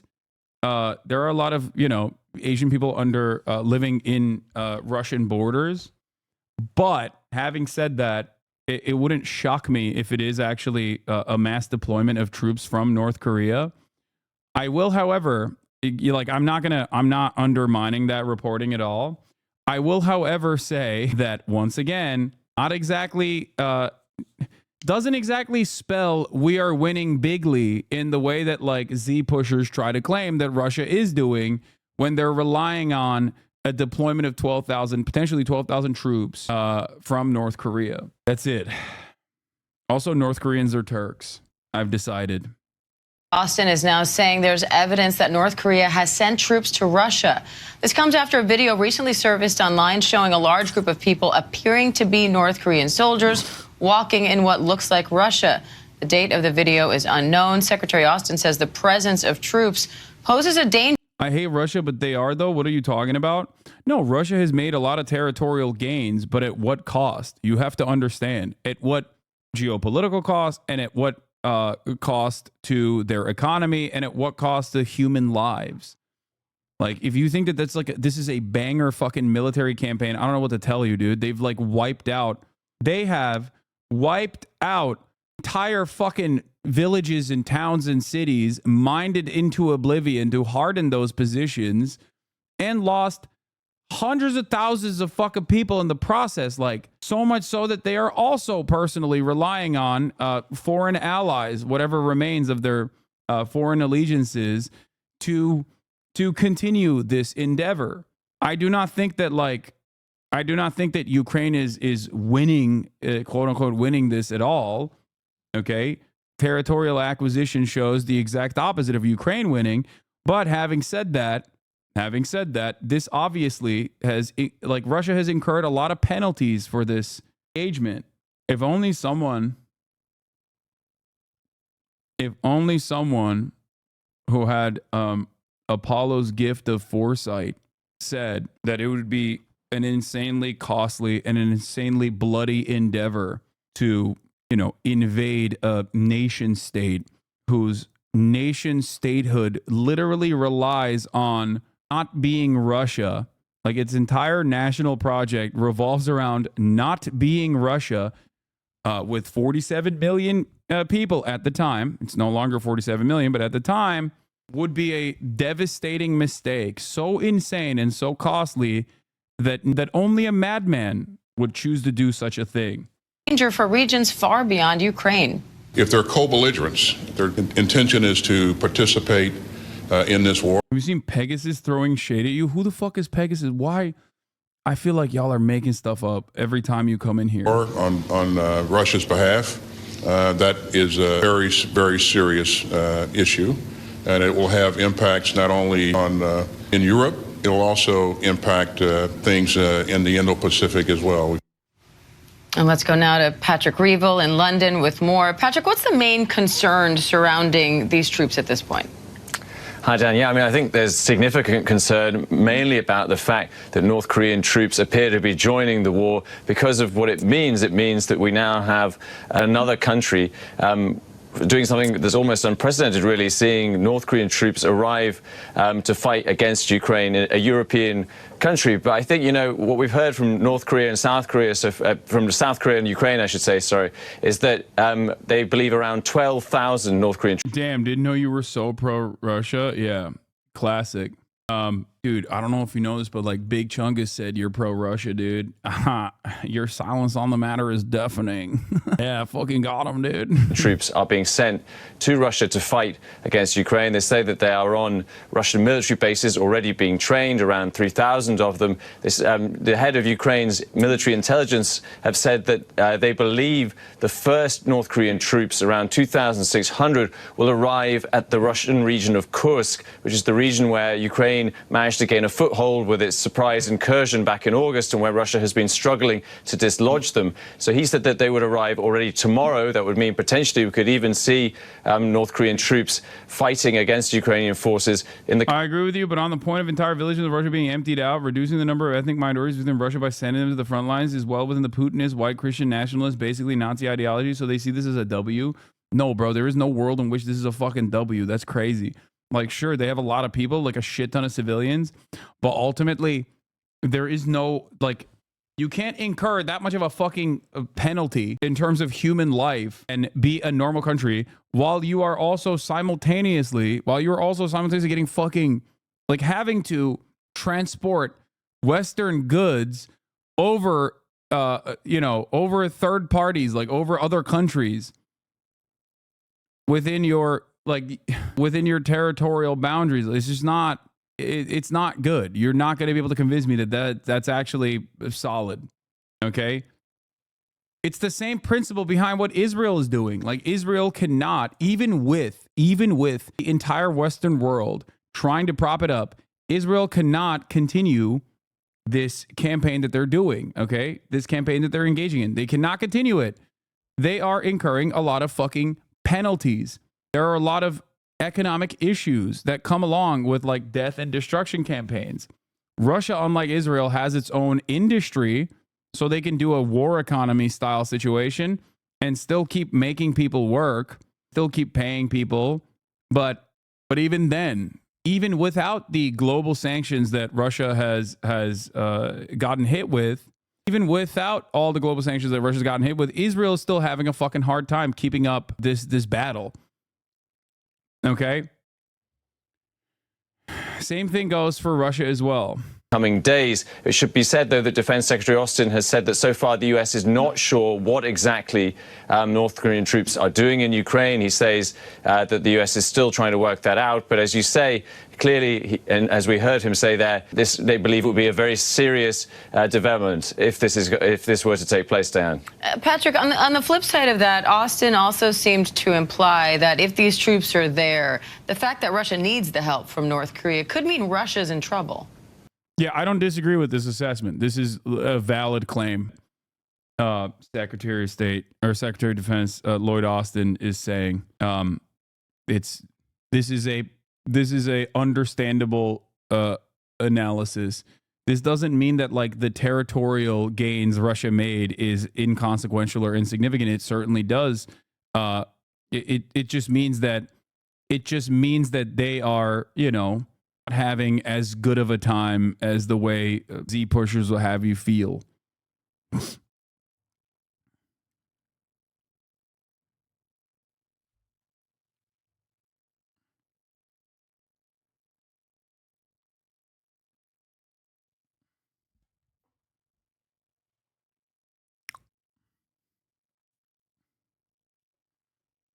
Aren't UK, American, and Australian people flying to Israel to fight too? How is that different than what Russia and North Korea are doing? It's not, but also that is also horrible and bad and is cause for alarm in terms of like Israel's chance of continuing this fight. That's the exact same analysis there that I'm offering to Russia as well. Yeah. Yeah, he did say that. Lloyd Austin did say that one of the conclusions that can be drawn potentially from the fact that Russia has had to turn to North Korea for troops underlines how Russia is struggling with manpower because of the enormous casualties. Wasn't there an infographic show about North Korean troops in Ukraine like a year ago and you laughed at it? No, it was a meme. That's what I'm saying. It was literally a fucking meme making fun of like, you know, YouTube accounts that talk about like foreign policy and stuff, and how they always bring up North Korea somehow, and then North Korea probably saw that and was like, "Yo, we got to get involved." These guys just say, "Is it okay to be racist to Jews?" Oh no, he said, "Why is it okay to be racist to Jews?" That's insane. Okay, it is not okay. What the fuck is wrong with you? Is that it's taking. The Pentagon assesses that Russia has now lost around 600,000 troops dead and wounded since its invasion in 2022. Of course, that is an enormous number. U.S. officials also say that Russia, in particular, has been losing huge numbers of troops just in the last few months because it is on the offensive in eastern Ukraine. I think, though, while, of course, this does suggest that Russia is having to scratch around to try and find more troops, the fear is still very real that North Korea could provide. There's definitely a difference between volunteers joining a foreign legion and national troops being sent. Wait, no, those guys are not just like foreigners. They're dual citizens usually. They're being mobilized as reservists. More, and while 12,000 right now is not that significant, I think the fear is that if thousands more North Korean troops were to arrive, that could become very, very concerning for Ukraine, Diane. All right, ABC's Patrick Reevell in London. Thank you, Patrick. We don't know what the exact casualty estimates are. Casualty also means like severely wounded and doesn't always mean dead, but they're just like they can't be in combat anymore. Like they're so severely hurt that they can no longer fight. Have you seen this? A poll showed that some 25% of Democrats and independents in Arizona, Georgia, and Pennsylvania saying Gaza is important to them and may impact their vote. Over a third said a ceasefire and arms embargo would make them more likely to vote for the Democratic ticket. Another new poll coming out showing that this would be very consequential in a positive way for the Harris camp. They are in combat, though. There's footage of soldiers going to the front line in mullets. Wait, what? A take I heard from a guy who has been to Ukraine is he says that Ukraine is saying North Korean soldiers are here to incentivize Western troops to deploy as well. I just don't know if that'll happen. Like, real or not real, I just don't know if that will occur in terms of, as far as, like, Western troops, like, directly putting themselves in the front lines beyond the foreign battalion that exists. Knowing how uncomfortable Russia is fighting war in the winter, do you think it's them trying to rebuild one final big push to end the war? I mean, there is no ending the war. There's only permanent annexation, and permanent annexation only comes at the barrel of a gun. And Russia cannot do a permanent annexation in eastern Ukraine. They cannot do TikTok search on Hasanabi. At least learning is still top. Yeah, Hassan Piker Israel. Hassan Piker is gay. Hassan Piker, is he gay? That's funny. Yeah, there is no... Listen, if the USSR could not annex Afghanistan, could not deal with the fucking Afghan civil war, what makes you think that they're going to be able to fucking... what makes you think that Russia is going to be able to fucking annex Ukraine? Or rather, keep up that annexation? USSR is the same? No, I would say that the USSR is more powerful, or was more powerful. How did they annex Crimea? I don't know. Do you feel like the annexation of Crimea was similar in nature to what has been going on since they invaded Ukraine? Like, just look at the facts. I know that this is like a big talking point for people, but there is a genuine difference, you know? How many hundreds of thousands of Russian troops died in the fucking meat grinder in that annexation? What happens to the pro-Russian people in those provinces once Ukraine gets them back? They have been in a civil war for 10 years. I don't know. Many of them probably fucking died at this point. I know that a lot of people try to act like it's because they wanted to liberate LPR and DPR, but that liberation, that quote-unquote liberation, meant significantly larger numbers of people fucking dying. So I don't know what kind of liberation that was. Kind of seems like that wasn't a real big concern, human lives at least. There's a guy on the new season of Love is Blind who went over to fight for Ukraine. Crazy.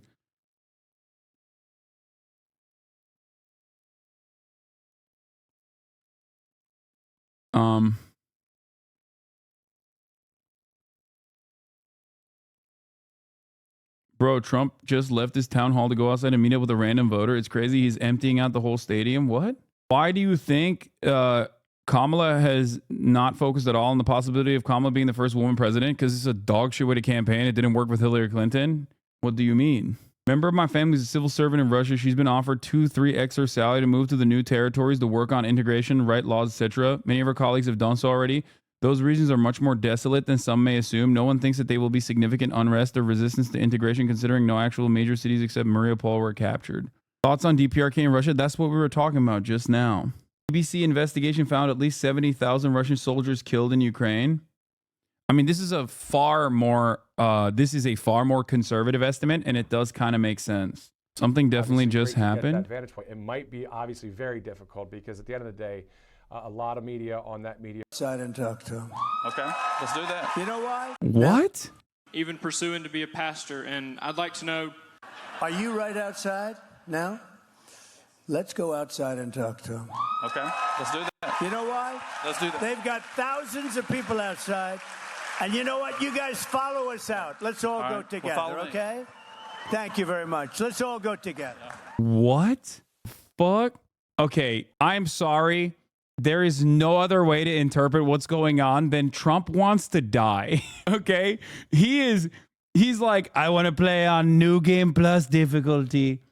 I don't care. Let's make the Secret Service work for their money, folks. Come on. Either they pre-planned this or he's just trying to fucking die, dude. I don't understand. What the fuck? Run it back. I missed it. Apparently someone in the town hall that he's doing. Trump holds a Believers in Ballots Faith town hall in Zebulon, Georgia. He just decided to walk off stage to go and link up with one of the people who asked questions outside.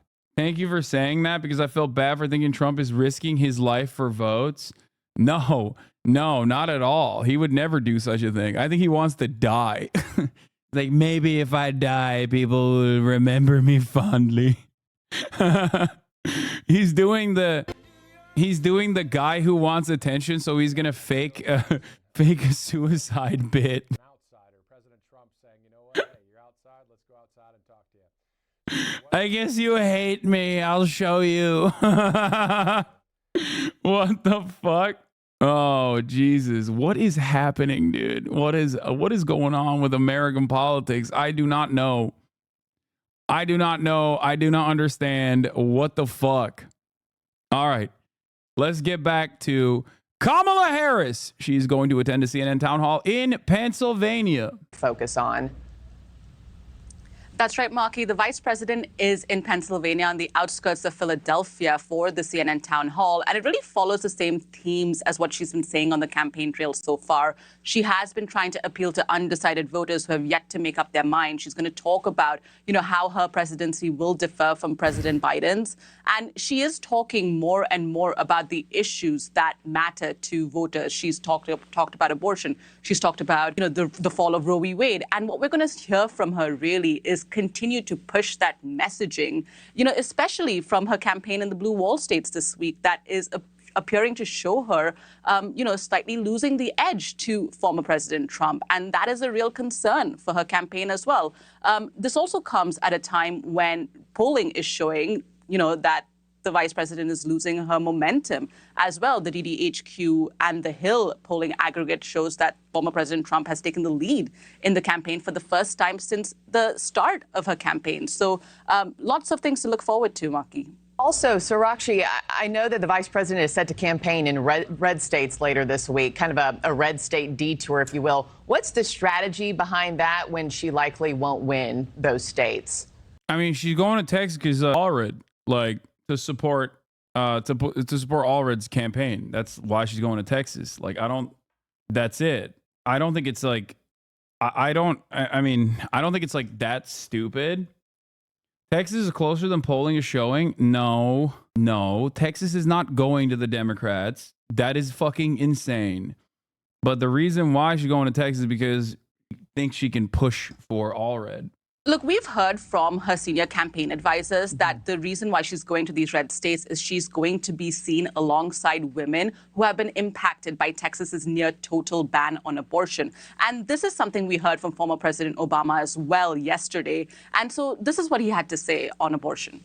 I saw some dude on TikTok declaring Harris's visit to Texas is proof that that Harris will win bigly on November 5th. Yeah. The problem with that analysis, and I know who that guy is, like, I'm interested in hearing every fucking opinion on this issue, okay? Because people are just trying to read the tea leaves at this point because there is no way to decipher, like, who's going to win from just simply looking at the polls. The issue with that analysis, I saw that TikTok as well. That dude was saying, like, oh, well, they're confident. They're so confident in the swing states in their internal polls that they're actually going to Texas, spending any time in Texas right now. Like, he's assuming that there is a competent campaign in charge, and also assuming that their internal polls must be showing that the Democrats are actually outpacing the national polls and the polls that keep coming out. I think that there's a little bit of copium there for sure.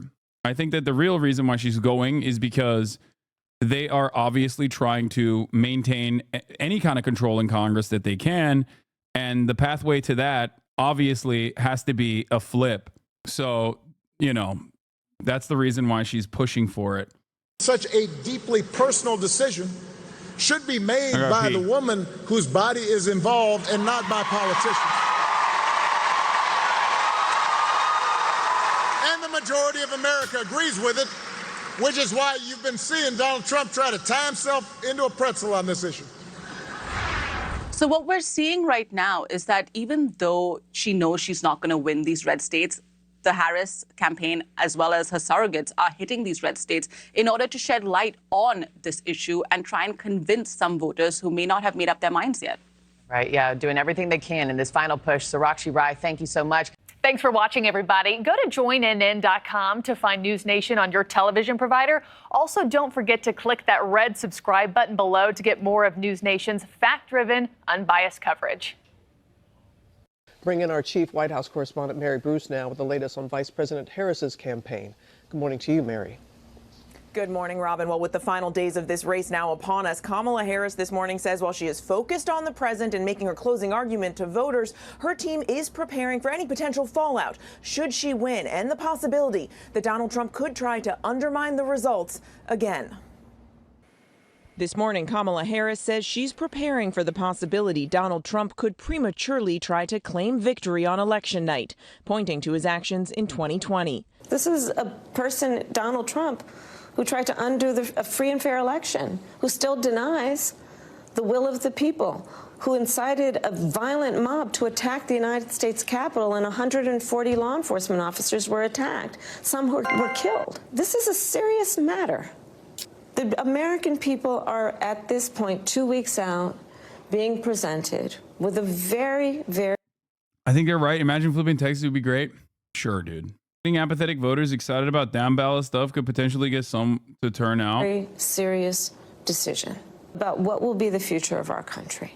As she stands poised to potentially make history, Harris pressed on the role that sexism and racism may be playing in this campaign, but making it clear she's running on her record, not her identity. I will never assume that anyone in our country should elect a leader based on their gender or their race.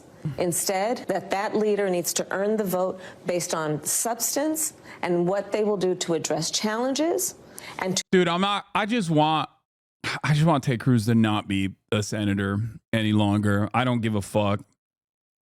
I really just, that would be sick. Okay. I do not think Texas will fucking flip blue.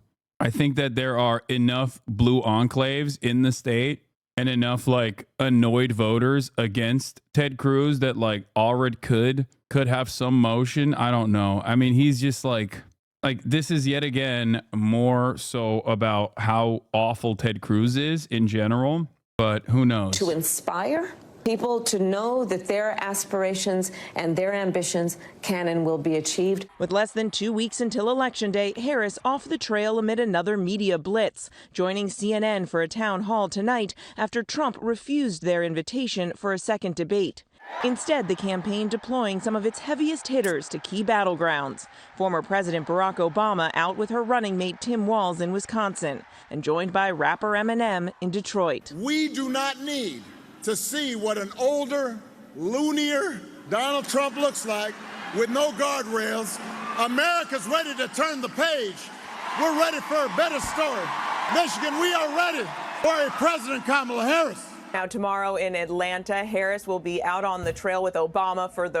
Does anyone notice that all across the country, Democratic candidates at all levels are campaigning on will work with the Republicans? All Portland metro area candidates are saying this. And no, that's like that's the national party message always, which is really funny because Republicans never run on that.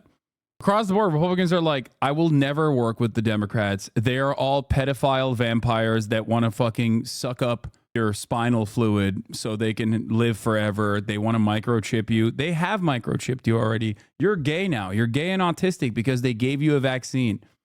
Democrats, on the other hand, are like, you know, those guys that are saying all that, we're going to work with them to make bipartisan compromise happen. It doesn't make any fucking sense. It's very stupid. First time, and Bruce Springsteen will be joining them as well. He, of course, has endorsed the vice president. Now he is lending his voice to her out on the trail later this week. And what do you say to the libs that work with the Republicans that we've got Republicans giving permission structure for reps to stay home and or vote for Harris? Yeah, I don't think it's working. We'll see. Like, even if it ends up working, you've lost so much ground on like any kind of policy prescription you may have had to address the problems that Americans are facing.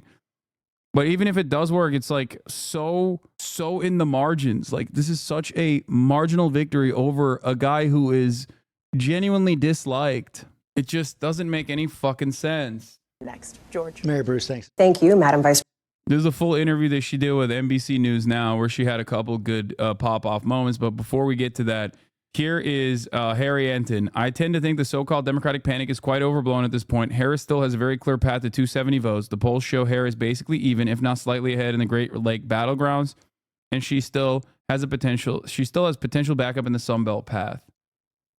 Well, it's one of these funny things. Depending on which week, I get different friends from different sides of the aisle coming back to me. One week it's the Republicans worrying. This week it was the Democrats that were worrying. But then you look at polling like that, and then we take a look at the race to 270. And I should point out, the race to 270, the path to 270 for Kamala Harris is very clear right now. You know, you talk about Wisconsin. Let's turn that blue. All right, that gets Harris to 236 electoral votes. That's a lot of red, brother. What do you mean? That's the Electoral College, dog. You do realize that, like, this area under Harry Enton's arm and this right here is like basically half the fucking population. Like, yeah, that's just, you know, grass is red in America. Exactly. Land doesn't vote, you know? Yeah, it looks like big swaths of land are going crazy over the Republican Party, but that don't mean nothing. How about Michigan? We'll give her blue there. 251 electoral votes. How about Pennsylvania? Look at this. To 270 electoral votes if those Washington Post polls are in fact correct. And so she has a very clear path to 270 electoral votes. Of course, Aaron, I don't just like looking at one poll. I like to look at an aggregate of polling. So let's take a look at the recent aggregate of polls in these blue wall states. Now, what do we see? We see very close contests. It's actually closer than the Washington Post polls. But again, less than a point lead for Harris in Wisconsin, less than a point lead in Michigan, less than a point lead in Pennsylvania. But the bottom line is Kamala Harris, based upon these polling data, both from the Washington Post and in the averages, has a very clear path at this particular point, just based upon those states, to 270 electoral votes. The bottom line is, I don't understand the Democratic panic right now because the path is clear. It's clear, and just to make it very clear for people, that would mean she doesn't need to win any of those other states you have there, which includes North Carolina, Nevada, Arizona, Georgia. I mean, that's just to put an emphasis on it. But North Carolina is must win for Trump and any path he has to 270. I know. You got early voting in North Carolina that has started, also in Georgia, and it has shattered records in both places. In Georgia, though, what is the number now, Harry?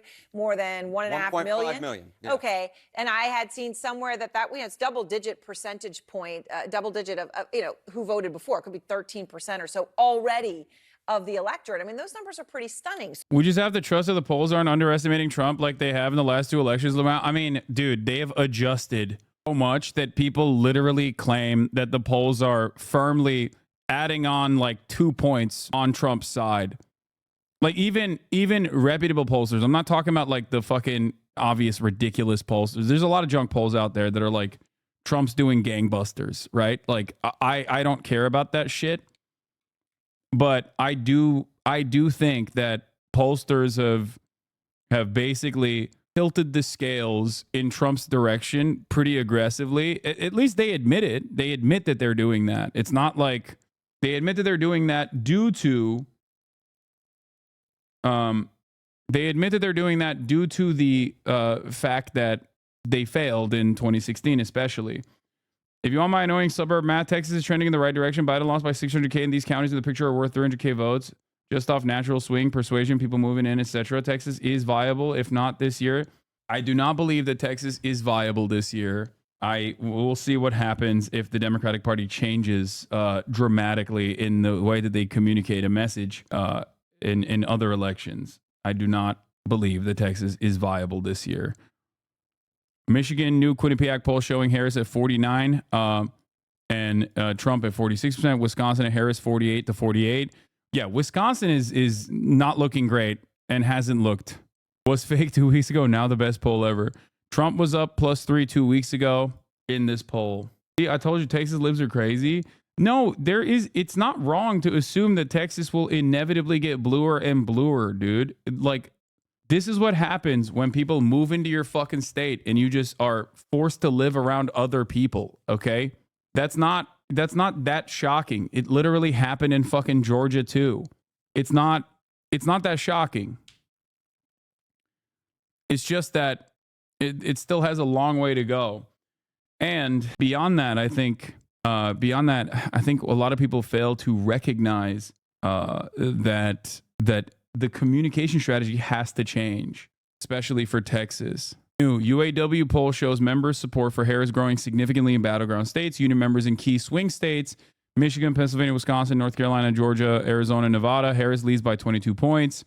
White UAW members without a college degree, Harris now holds a 5-point lead. I wonder what the lead was for Joe Biden, though. It's probably higher for white members without a college degree. Metro Atlanta has outsized impact compared to most other cities in red states. Over half the population lives in Metro Atlanta. From Wisconsin, my mom ran a major political advertising firm nationwide and has some of the best contacts on the ground in Wisconsin, where she got her start doing Herb Kohl's races. Massive early voting numbers out of Madison, bigger than 2020 so far. Tammy Baldwin +5 or so. Harris probably more like +2. I don't know about that, and I don't even think the campaign agrees with you on that. I think the campaign is looking at Wisconsin like it might be lost territory. Maybe I'm wrong. Like I said, I don't know. But Wisconsin in every poll is underperforming in comparison to the other blue wall states. Can you explain why right-wing pollsters in these betting markets are artificially making Trump seem more popular in the vote share? Genuinely don't get the logic. Why won't people vote harder if they think they're losing? The common response to this is like people want to vote for a winner. Like he's an underdog by mainstream media, but like the real polls show that he's fucking, he's gonna win. But also on the opposite front, people will say, well, Kamala Harris is being quiet about how good her internal polls are in comparison to what the national polls look like what the prominent pollsters are saying, because she wants to drive turnout. So I don't know. I think ultimately the reason why right-wing polls pump that shit is so that people talk about it, so that people talk more about Trump and his possibilities of winning. I don't want to be that guy, but polls were wrong 2016, 2020, and these past midterms, they said a red wave was coming. I don't know why we still keep listening to polls when they've been so wrong these past elections. Last time I posted this, don't time me out. Okay, there is no other mechanism to develop an understanding, at least in the region, of what the fuck is going on the ground. There's nothing else. If you don't look at polls, then you just have to vibe it out. You have to hallucinate. And I don't think the polls were as wrong as you think they were in 2022. The interpretation of polls oftentimes is what people remember, not necessarily what the polls show. That's it. 2022 flashbacks is saying Ed Germentum. Newest total mail ballots, Clark County, Nevada, 10/22/2024, mail file. Dems, 45%, Republicans, 27%, other, 40%. What the no, not 40%, sorry, 28%. What the fuck? Good day for mail for Dems that more than offsets reps good day of early in person. What, the polls fucking Herschel Walker winning easily? What are we talking about? Wait, what? What do you mean? The polls were saying Herschel Walker was winning easily? What? Were they? I don't remember that. Maybe because, like I said, I never interpreted that at all. I don't think they did. I don't think that's true. It's pretty even in Wisconsin, probably like +1 Harris average on the first page of selected pollsters, which is in line with the margin Biden won in 2020. Yeah. Walker 538 average shows Walker is slightly favored to win Georgia Senate election. Okay, like this shows Landmark shows even, Trafalgar shows obviously Walker +3, Warnock +6, Walker +1, Warnock +4, Walker +4, even 0. Emerson College Warnock +2. Why can't you go off actual election results in the midterms? Like, there were quite a number of elections where turnout for Dems was very high, because midterm elections, albeit are supposed to be like an approval, like a election that is designed to be like, we don't like what the current administration is doing, or we like what the current administration is doing. Usually the former rather than the latter.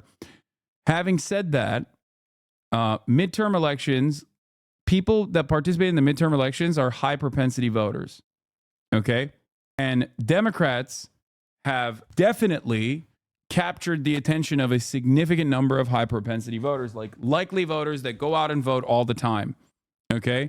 Oftentimes these people have a college education, or even if they don't have a college education, they're like relatively wealthier than the average person. Like, these are people who care. They're old people. They have time on their hands, you know?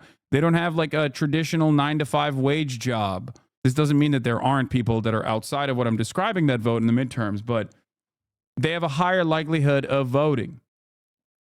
Okay? The general election is not like that. The general election brings out a shit ton more people. It brings out as many people as possible. That's why there's, you know, a far larger number of people that go out and vote. General in comparison to the midterms. The president, which is the most popular figure usually in terms of a broader audience reception, is also participating in the general election, whereas midterms, they do not. So that's something to consider. What? Matt Walsh is anti-Trump? Wait, what? Did he get hacked? If this were Germany in the 1930s, Trump fans would seriously be voting for Hitler? I think he might have gotten hacked. Oh, wait. This is from 2016. Oh, he was another one of those fucking, you know, Charlie Kirk was this guy, right? A lot of people don't remember this. I didn't know this about Matt Walsh, but Charlie Kirk, I did know. How did you not notice? This is fun. I didn't know this was a thing. Thanks, guys. Thanks for showing me this. Yeah. The right-wing ideologues like this were all Cruz guys, I think. Yeah, they did not like fucking, what do you call it? They did not like Donald Trump at all. They were like, he's so volatile. He's so volatile. He's going to harm the Republican Party. He's going to ruin the Republican Party. He's just saying a lot of shit that I don't agree with. We want a Jeb Bush style Republican, you know? Budish Alamanjo, thank you for the 10 gifted subs right at the top of the hour. There's a 3-minute ad break now. You can also subscribe for $6 or for free with Twitch Prime. Budish Alamanjo, that's a Turk. Matt Walsh is the Republican voter Kamala wants. I'm quote retweeting that. Here's more from old Matt Walsh. Has to go deep into the Internet Archive to find this one from Matt Walsh. Trump was a closet liberal as a young man by the name of Matt Walsh, then a writer at The Blaze, put it in his now deleted article. Let me make this perfectly clear. I will never vote for Donald Trump. Many people have asked me what I'll do if, as is incredibly likely at this point, Trump tragically wins the nomination. Will I coalesce around the nominee and support my party, they wonder? The answer is no. Also, hell no. Also, how dare you even ask me that?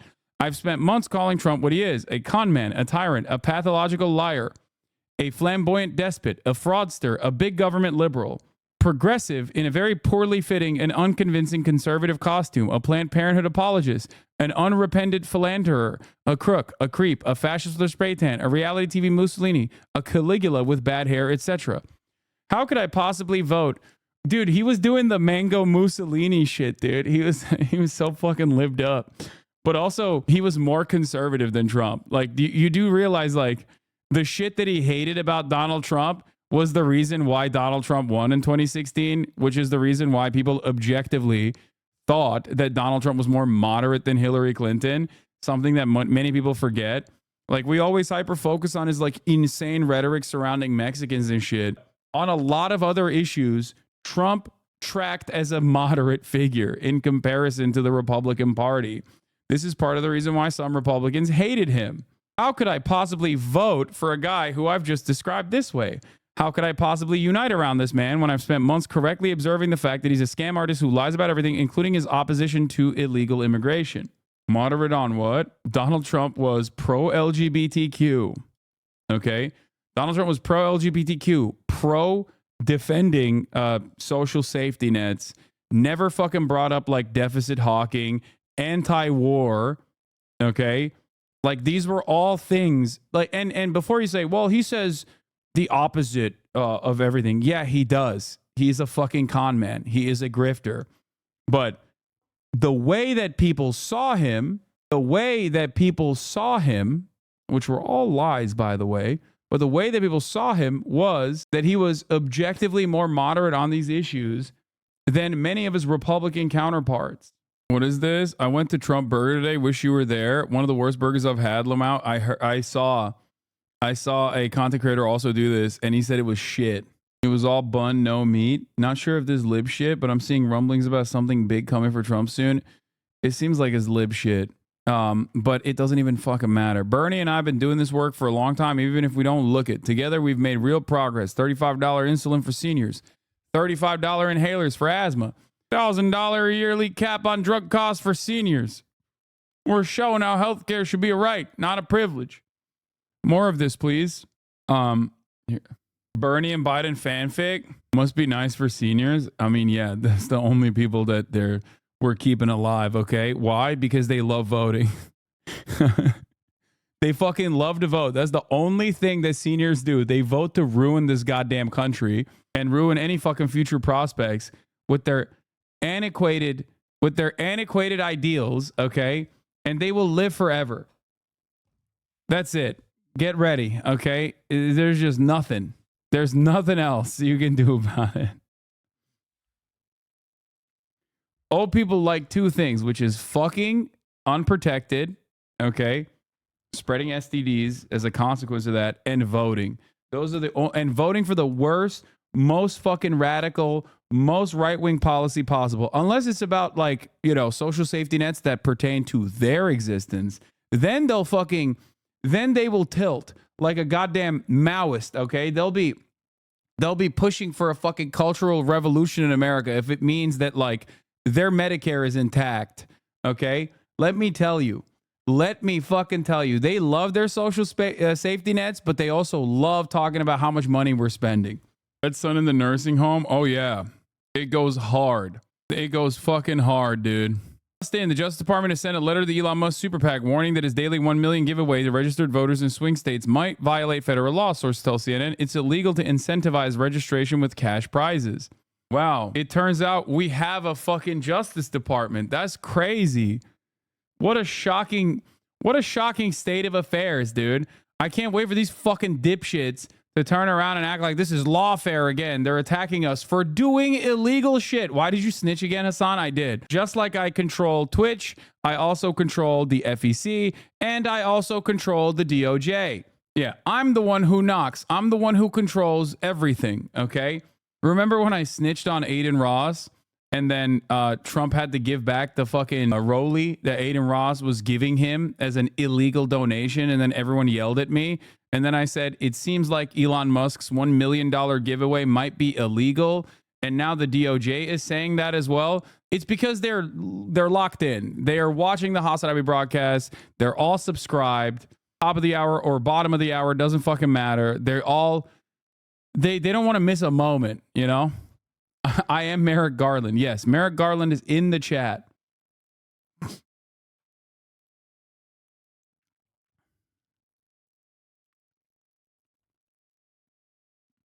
It's pretty funny because like people do legitimately believe that. That's so sad. It's such a sad state of affairs that there is like a significant number of people online that legitimately do believe these unhinged ass fucking conspiracy theories.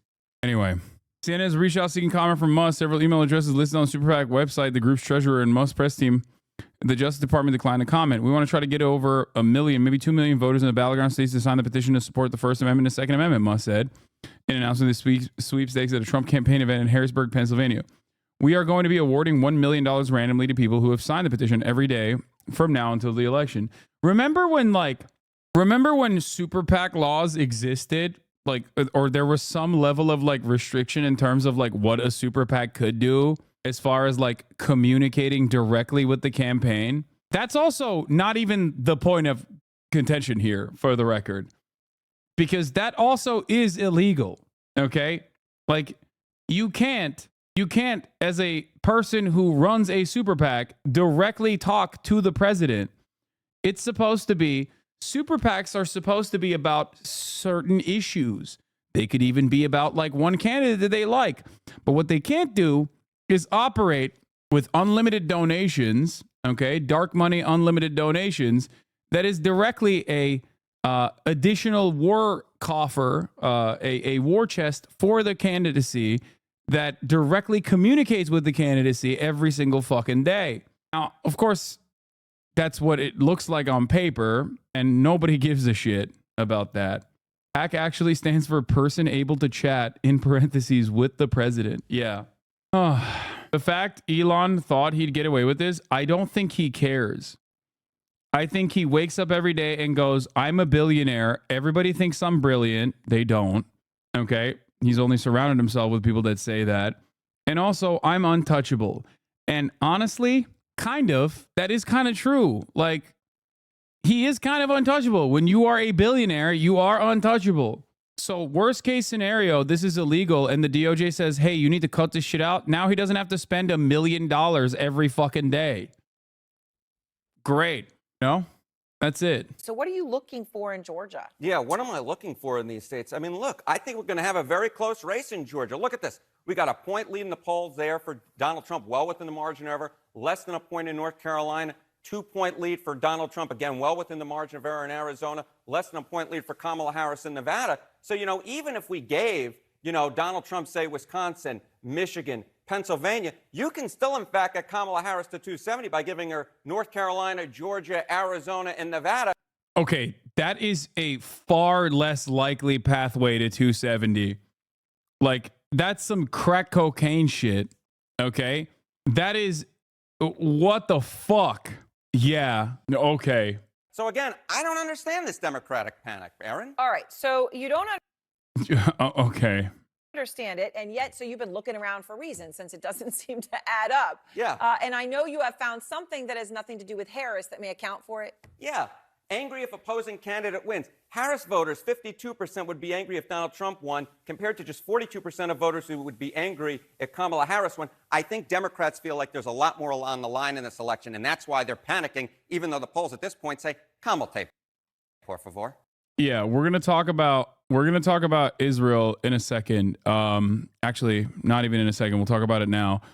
So, couple things. One, Israeli officials tell Khan News Israel is now on the verge of attacking Iran.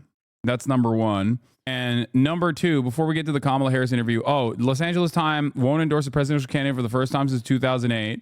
Elon Musk is saying some fucking unhinged shit. But beyond that, Israel's up to Israel shit once again. First, they claimed that there were, gold nuggets under the fucking Lebanese hospital, signaling that they would blow up the Lebanese hospital. But considering that Lebanon is not like Gaza, where there are actually Western journalists that can operate within Lebanon, in spite of the fact that they are still bombing like a UNESCO World Heritage Site in Tyre and all this other stuff, they're still endlessly and relentlessly, mercilessly bombing Lebanon, Beirut specifically. There was, however, video footage disproving the insane claims that they were making. Here it is. BBC Today were given full access to the hospital Israel is bombing because it says Hezbollah secretly stores its gold underneath. We're on level -2 in the Al Sahel hospital. The area just behind me is where medical waste is stored. Even that was opened up for us to have a look. The morgue was opened up. All of the drawers were opened to show us there was nothing inside. Doctors have been opening piles of surgical scrubs, boxes of equipment, very, very keen to show us everything there is to see and to prove that there is nothing here. Well, I'm just coming now from the basement on -2 up to -1. We've been brought around the hospital by doctors. We've also been allowed to move around on our own. Doors have been opened for us in every area, cupboards. We've been allowed to see what there is to see. Now, the hospital staff are adamant that there is no hidden bunker here containing millions of dollars of cash or gold, as the Israelis have claimed. They say this is just a hospital where patients were being treated last night, where they had to be evacuated from the emergency area at great speed because doctors were worried for the lives of the patients and also worried for the staff. So, will there be any punishments for Israel lying like this? No, of course not. Don't be fucking ridiculous. However, after journalists in Lebanon toured the subterranean floors of Sahel General Hospital and found no tunnels filled with Hezbollah gold and millions of dollars, the IDF's Arabic spokesman is now claiming the entrance to those chambers is hidden, and it also leads to Nasrallah's bunker. To the journalists in Beirut, including those who participated in today's media tour, below are the details and instructions for entering the shelter we revealed yesterday, belonging to the terrorist Hezbollah. According to the information available to us, one of the entrances to the underground shelter, the so-called Hassan Nasrallah, is located on the eastern side of the Ahmadi building, located south of the hospital. The basement floor, located on the second floor, stores more than half a billion dollars in cash and gold. Now, the question, I guess, should be, is that valid? Like, is that... Bro, okay, I have to stop for a second. Hold on. Felix texted me heading over at like 3. This was 20 minutes ago. I just saw on my Steam notifications on the bottom of my corner that he just logged on to War Thunder. Oh, that's so funny. No, he's fine. He's fine. He said he's doing it to get his daily reward. Okay, sorry. We're going to continue. The new event vehicle and yearly sales started. Give my man a break. He's buying his premium time.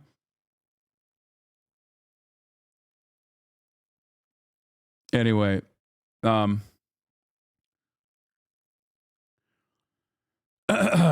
yeah, we would like to emphasize that the entrance is hidden. They're like, no, you don't understand. We made a 3D printed, we made a 3D CGI thing. Okay. We made a 3D CGI render, so it's real, which warrants us bombing the hospital. We're going to bomb the hospital. You can't stop us. You are being anti-Semitic if you won't let us bomb the hospital. But that's not where this ends. Because while they're also simultaneously blowing up Beirut suburbs like a bunch of fucking violent madmen, they're also accelerating the actual, the additional genocide that they're doing in fucking Gaza, specifically in northern Gaza. Now, in the process of this accelerated genocide, the reason why I brought up the counter narrative, the reason why I brought up the fact that when Western journalists are allowed to actually clarify that Israel is lying by directly going there and doing reporting, they can't really do that in Gaza. There's no Western journalists in Gaza that are allowed. There are, however, Palestinian journalists in Gaza, specifically in North Gaza. Israel has obviously killed hundreds of them, but there are still some that are operating in Gaza, in northern Gaza in particular. One of those is a person that I'm in contact with, a person that I have talked about before.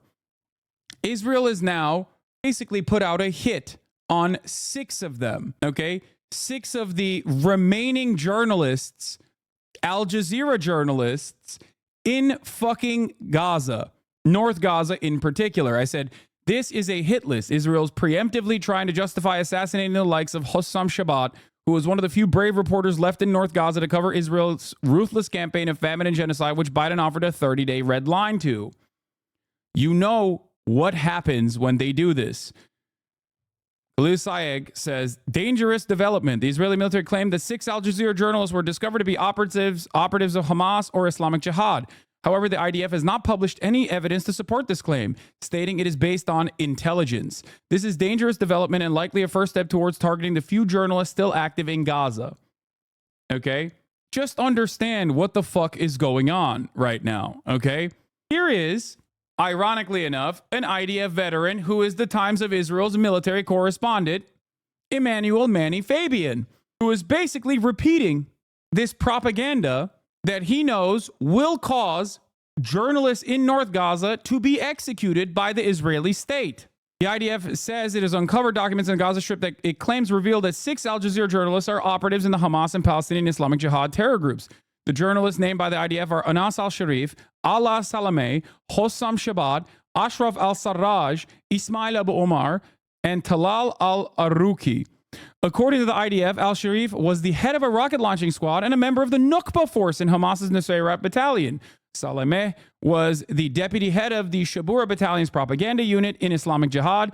Shabbat was a sniper in Hamas's Beit Hanun battalion. Al-Sarraj was a member of the Islamic Jihad's Burej battalion. Abu Omar served as a training company commander in the East Khan Yunis battalion.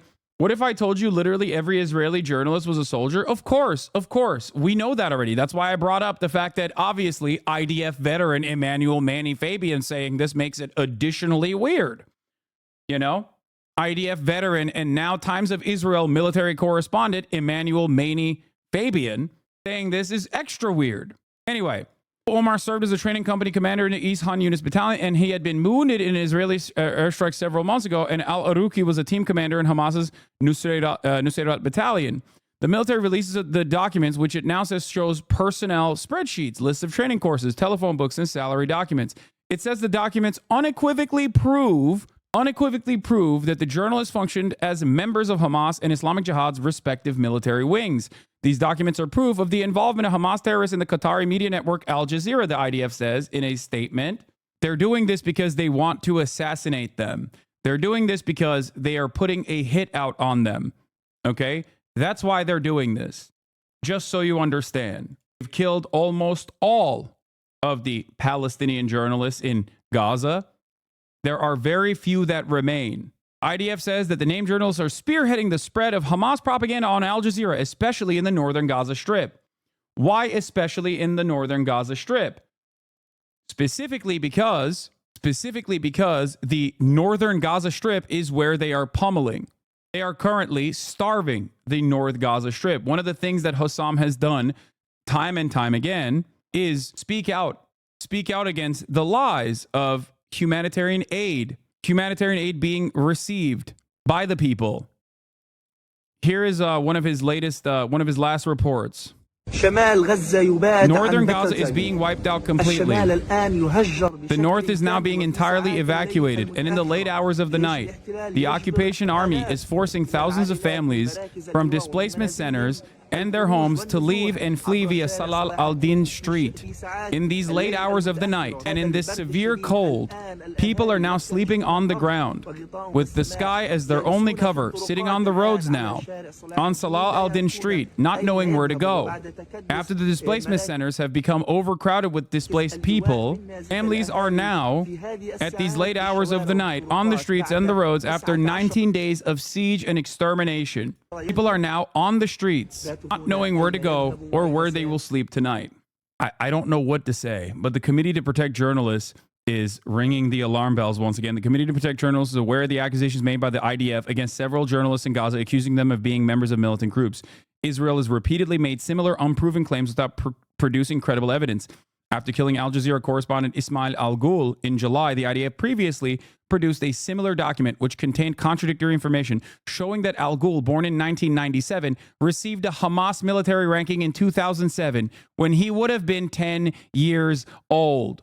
Kill them, they execute them, and if anyone dares to speak out against said execution, they'll turn around and be like, here, shut the fuck up, he was Hamas. Meanwhile, here are civilians being transferred from northern Gaza to Israeli concentration camps, blindfolded and in cages. Similar sights occurred during the Nakba, by the way. From Dropsite News, I'm joined by my colleague Sharif Abdel Qaddus, and we're going to be talking about Israel's campaign of extermination that's been unleashed on the Palestinians in the north of Gaza over the past 3 weeks. A starvation campaign, an intense bombing campaign, forced expulsions. But before we get into that, there is a very, very dire situation unfolding with the journalists on the ground inside of Gaza. The Israeli Are you saying that the allegations towards the journalists are bogus? Fuck yes, dude. What the fuck? I just showed you. The reason why I showed you what is going on in Lebanon earlier and how Israel so routinely fucking lies was to help you understand why Israel is exterminating every fucking Palestinian journalist and not allowing any Western journalists to go into Gaza. It is to shut off any and every fucking avenue of on-the-ground reporting as they conduct their ethnic cleansing campaign. Yes, they are doing an ethnic cleansing campaign, and yes, they are trying to do it in broad daylight at a time when people have access to this information. They have said over and over again, without any real evidence whatsoever, that the people, that the journalists that they execute are Hamas militants. They just lie about it. They want to shut off UNRWA funding. They lie and say, oh, UNRWA is Hamas. It's much easier to, stop people from seeing the truth if you just assassinate every fucking journalist that is working. Israeli military today issued a very public threat. I think there's no other way of looking at it, that it is a threat to assassinate 6 Al Jazeera journalists who remain alive and reporting on this genocide inside of Gaza. The Israeli military has made these claims before, saying that journalists are actually members of Hamas or Palestinian Islamic Jihad. And the Israeli government and military have a history for this past year of fabricating so-called evidence to try to link journalists and other civilians to Hamas or Islamic Jihad, or to portray them as terrorists. Some 170 plus media workers have been killed during the past year in Gaza. And all of us in media have an obligation to stand up for our Palestinian colleagues. There's a very clear reason why Israel has been killing journalists. And that's because the only media workers that are on the ground inside of Gaza are Palestinian media workers. They are the bound, barefoot, and blindfolded Palestinian abductees in Jabalia. What does this look like to you, man? Just so you know, anyone and everyone that's in North Gaza that is a male over the age of 18 is, or even younger than 18, is considered an enemy combatant right now, because they are doing an ethnic cleansing campaign that they've accelerated in North Gaza in particular. Okay? If you're over the age of 16 and you haven't been destroyed by Israeli bombing campaigns, the soldiers come in, they line you up, they blindfold you, they bound your fucking feet, or they bound you, and then they march you in a death march to take you to a fucking concentration camp Look at this crowd of innocent people. Yeah. The departure of Jabalia in full force. This may be the last time Gazans will see Jabalia again. Will be a militarized zone. This is a pro-Israeli account, the Mossad commentary account.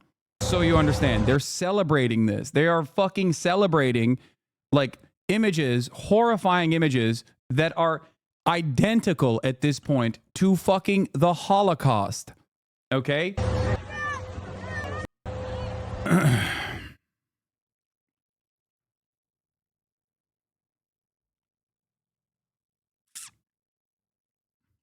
I don't want to bring up the drama, but if your detractors don't mention any of the horror, I will have negative respect for them. Yeah, yeah, fuck the drama. Okay, this is why I don't fucking talk about the drama itself and talk about what matters. This is what matters. Okay? Yeah, it is not, I'll say this much. It is not shocking, nor is it surprising that so many Keemstar adjacent, supposedly quote unquote centrist commentary channels that love drama have said not a single fucking thing about Israel Palestine. That's too complicated for them. But they only tangentially offer coverage when there's time to just shit on prominent pro-Palestinian voices. I think they are in the most cowardly way possible, letting their opinion be heard. Okay? That's it. Fuck all of that noise. Here comes the Jew hate again. Really? You see this. By the way, a Jewish person is posting this from fucking Israel, criticizing this, and your immediate answer to this, your immediate answer to looking at this is Jew hatred? What the fuck are you talking about?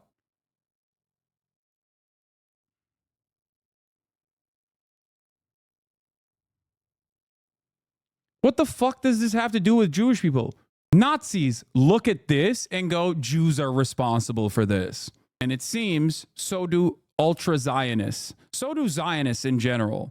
One day, people will understand that me separating Zionism and Judaism is not because of anti-Semitism. It's the exact opposite. It's because Zionism is anti-Semitic. You have to be completely blinded to assume that people don't recognize, people don't see these images and think, wow, this is really fucked up. You have to be blinded when you see all of this and you then personally associate this with Judaism, and in some fucked up way in your mind, this is to defend Jews. Like, are you insane? It would be akin to me watching an ISIS beheading video and being like, that is for Islam. And if you criticize that, you are Islamophobic. What the fuck? But I think many people are confused by where this association comes from, especially in the Western world. And I think, oh my God, Kaya is so loud with her snoring right now. It is crazy. Let me see if I can, let's see if you can hear it. Anyway, you heard it? Wait, how? It doesn't show up. Shit. I think you guys are lying. Sorry. I moved the mic and it probably made a weird noise. Bestie Marks released a great video about the genocide of Palestine, in-depth history, Jordan's betrayal, the war myth, Unra Kibbutzim. Okay. IDF posted this again yesterday. Oh, yeah. The military pressure on the 162nd Division and on the area in the face of terrorists and terrorism is increasing. And at the time, the IDF is allowing citizens to evacuate for their own safety in a safe manner and through orderly routes. The breaking of the Hamas siege on Jabalia is manifested in tens of thousands of citizens evacuating the area since yesterday morning. Yeah. And every single day, man-made horrors beyond human comprehension. Every single fucking day. We know full well. What? Strategies breaking. I've been told that Trump groped a minor at one of his donor dinners and that there's video. Aw, come on, dude. Like, I'll believe it when I fucking see it, okay?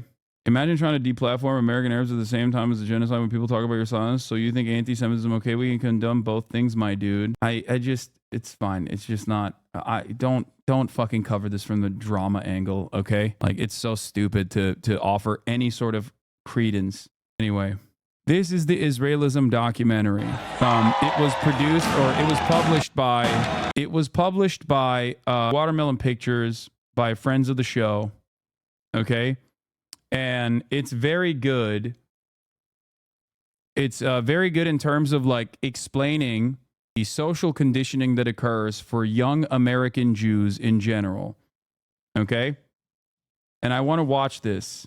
I want to watch this with the hopes that maybe people will develop a deeper understanding of how people arrive at the positions that they do in terms of Israel, and how Israel's existence is reaffirmed through social indoctrination at a very early age. In many ways that I have discussed at length on the broadcast, and maybe even some ways that I was not privy to. Many American Jews in this community that are anti-Zionist have had a similar journey and have unlearned some of these things that they may have taken for granted. Damn, this guy's good.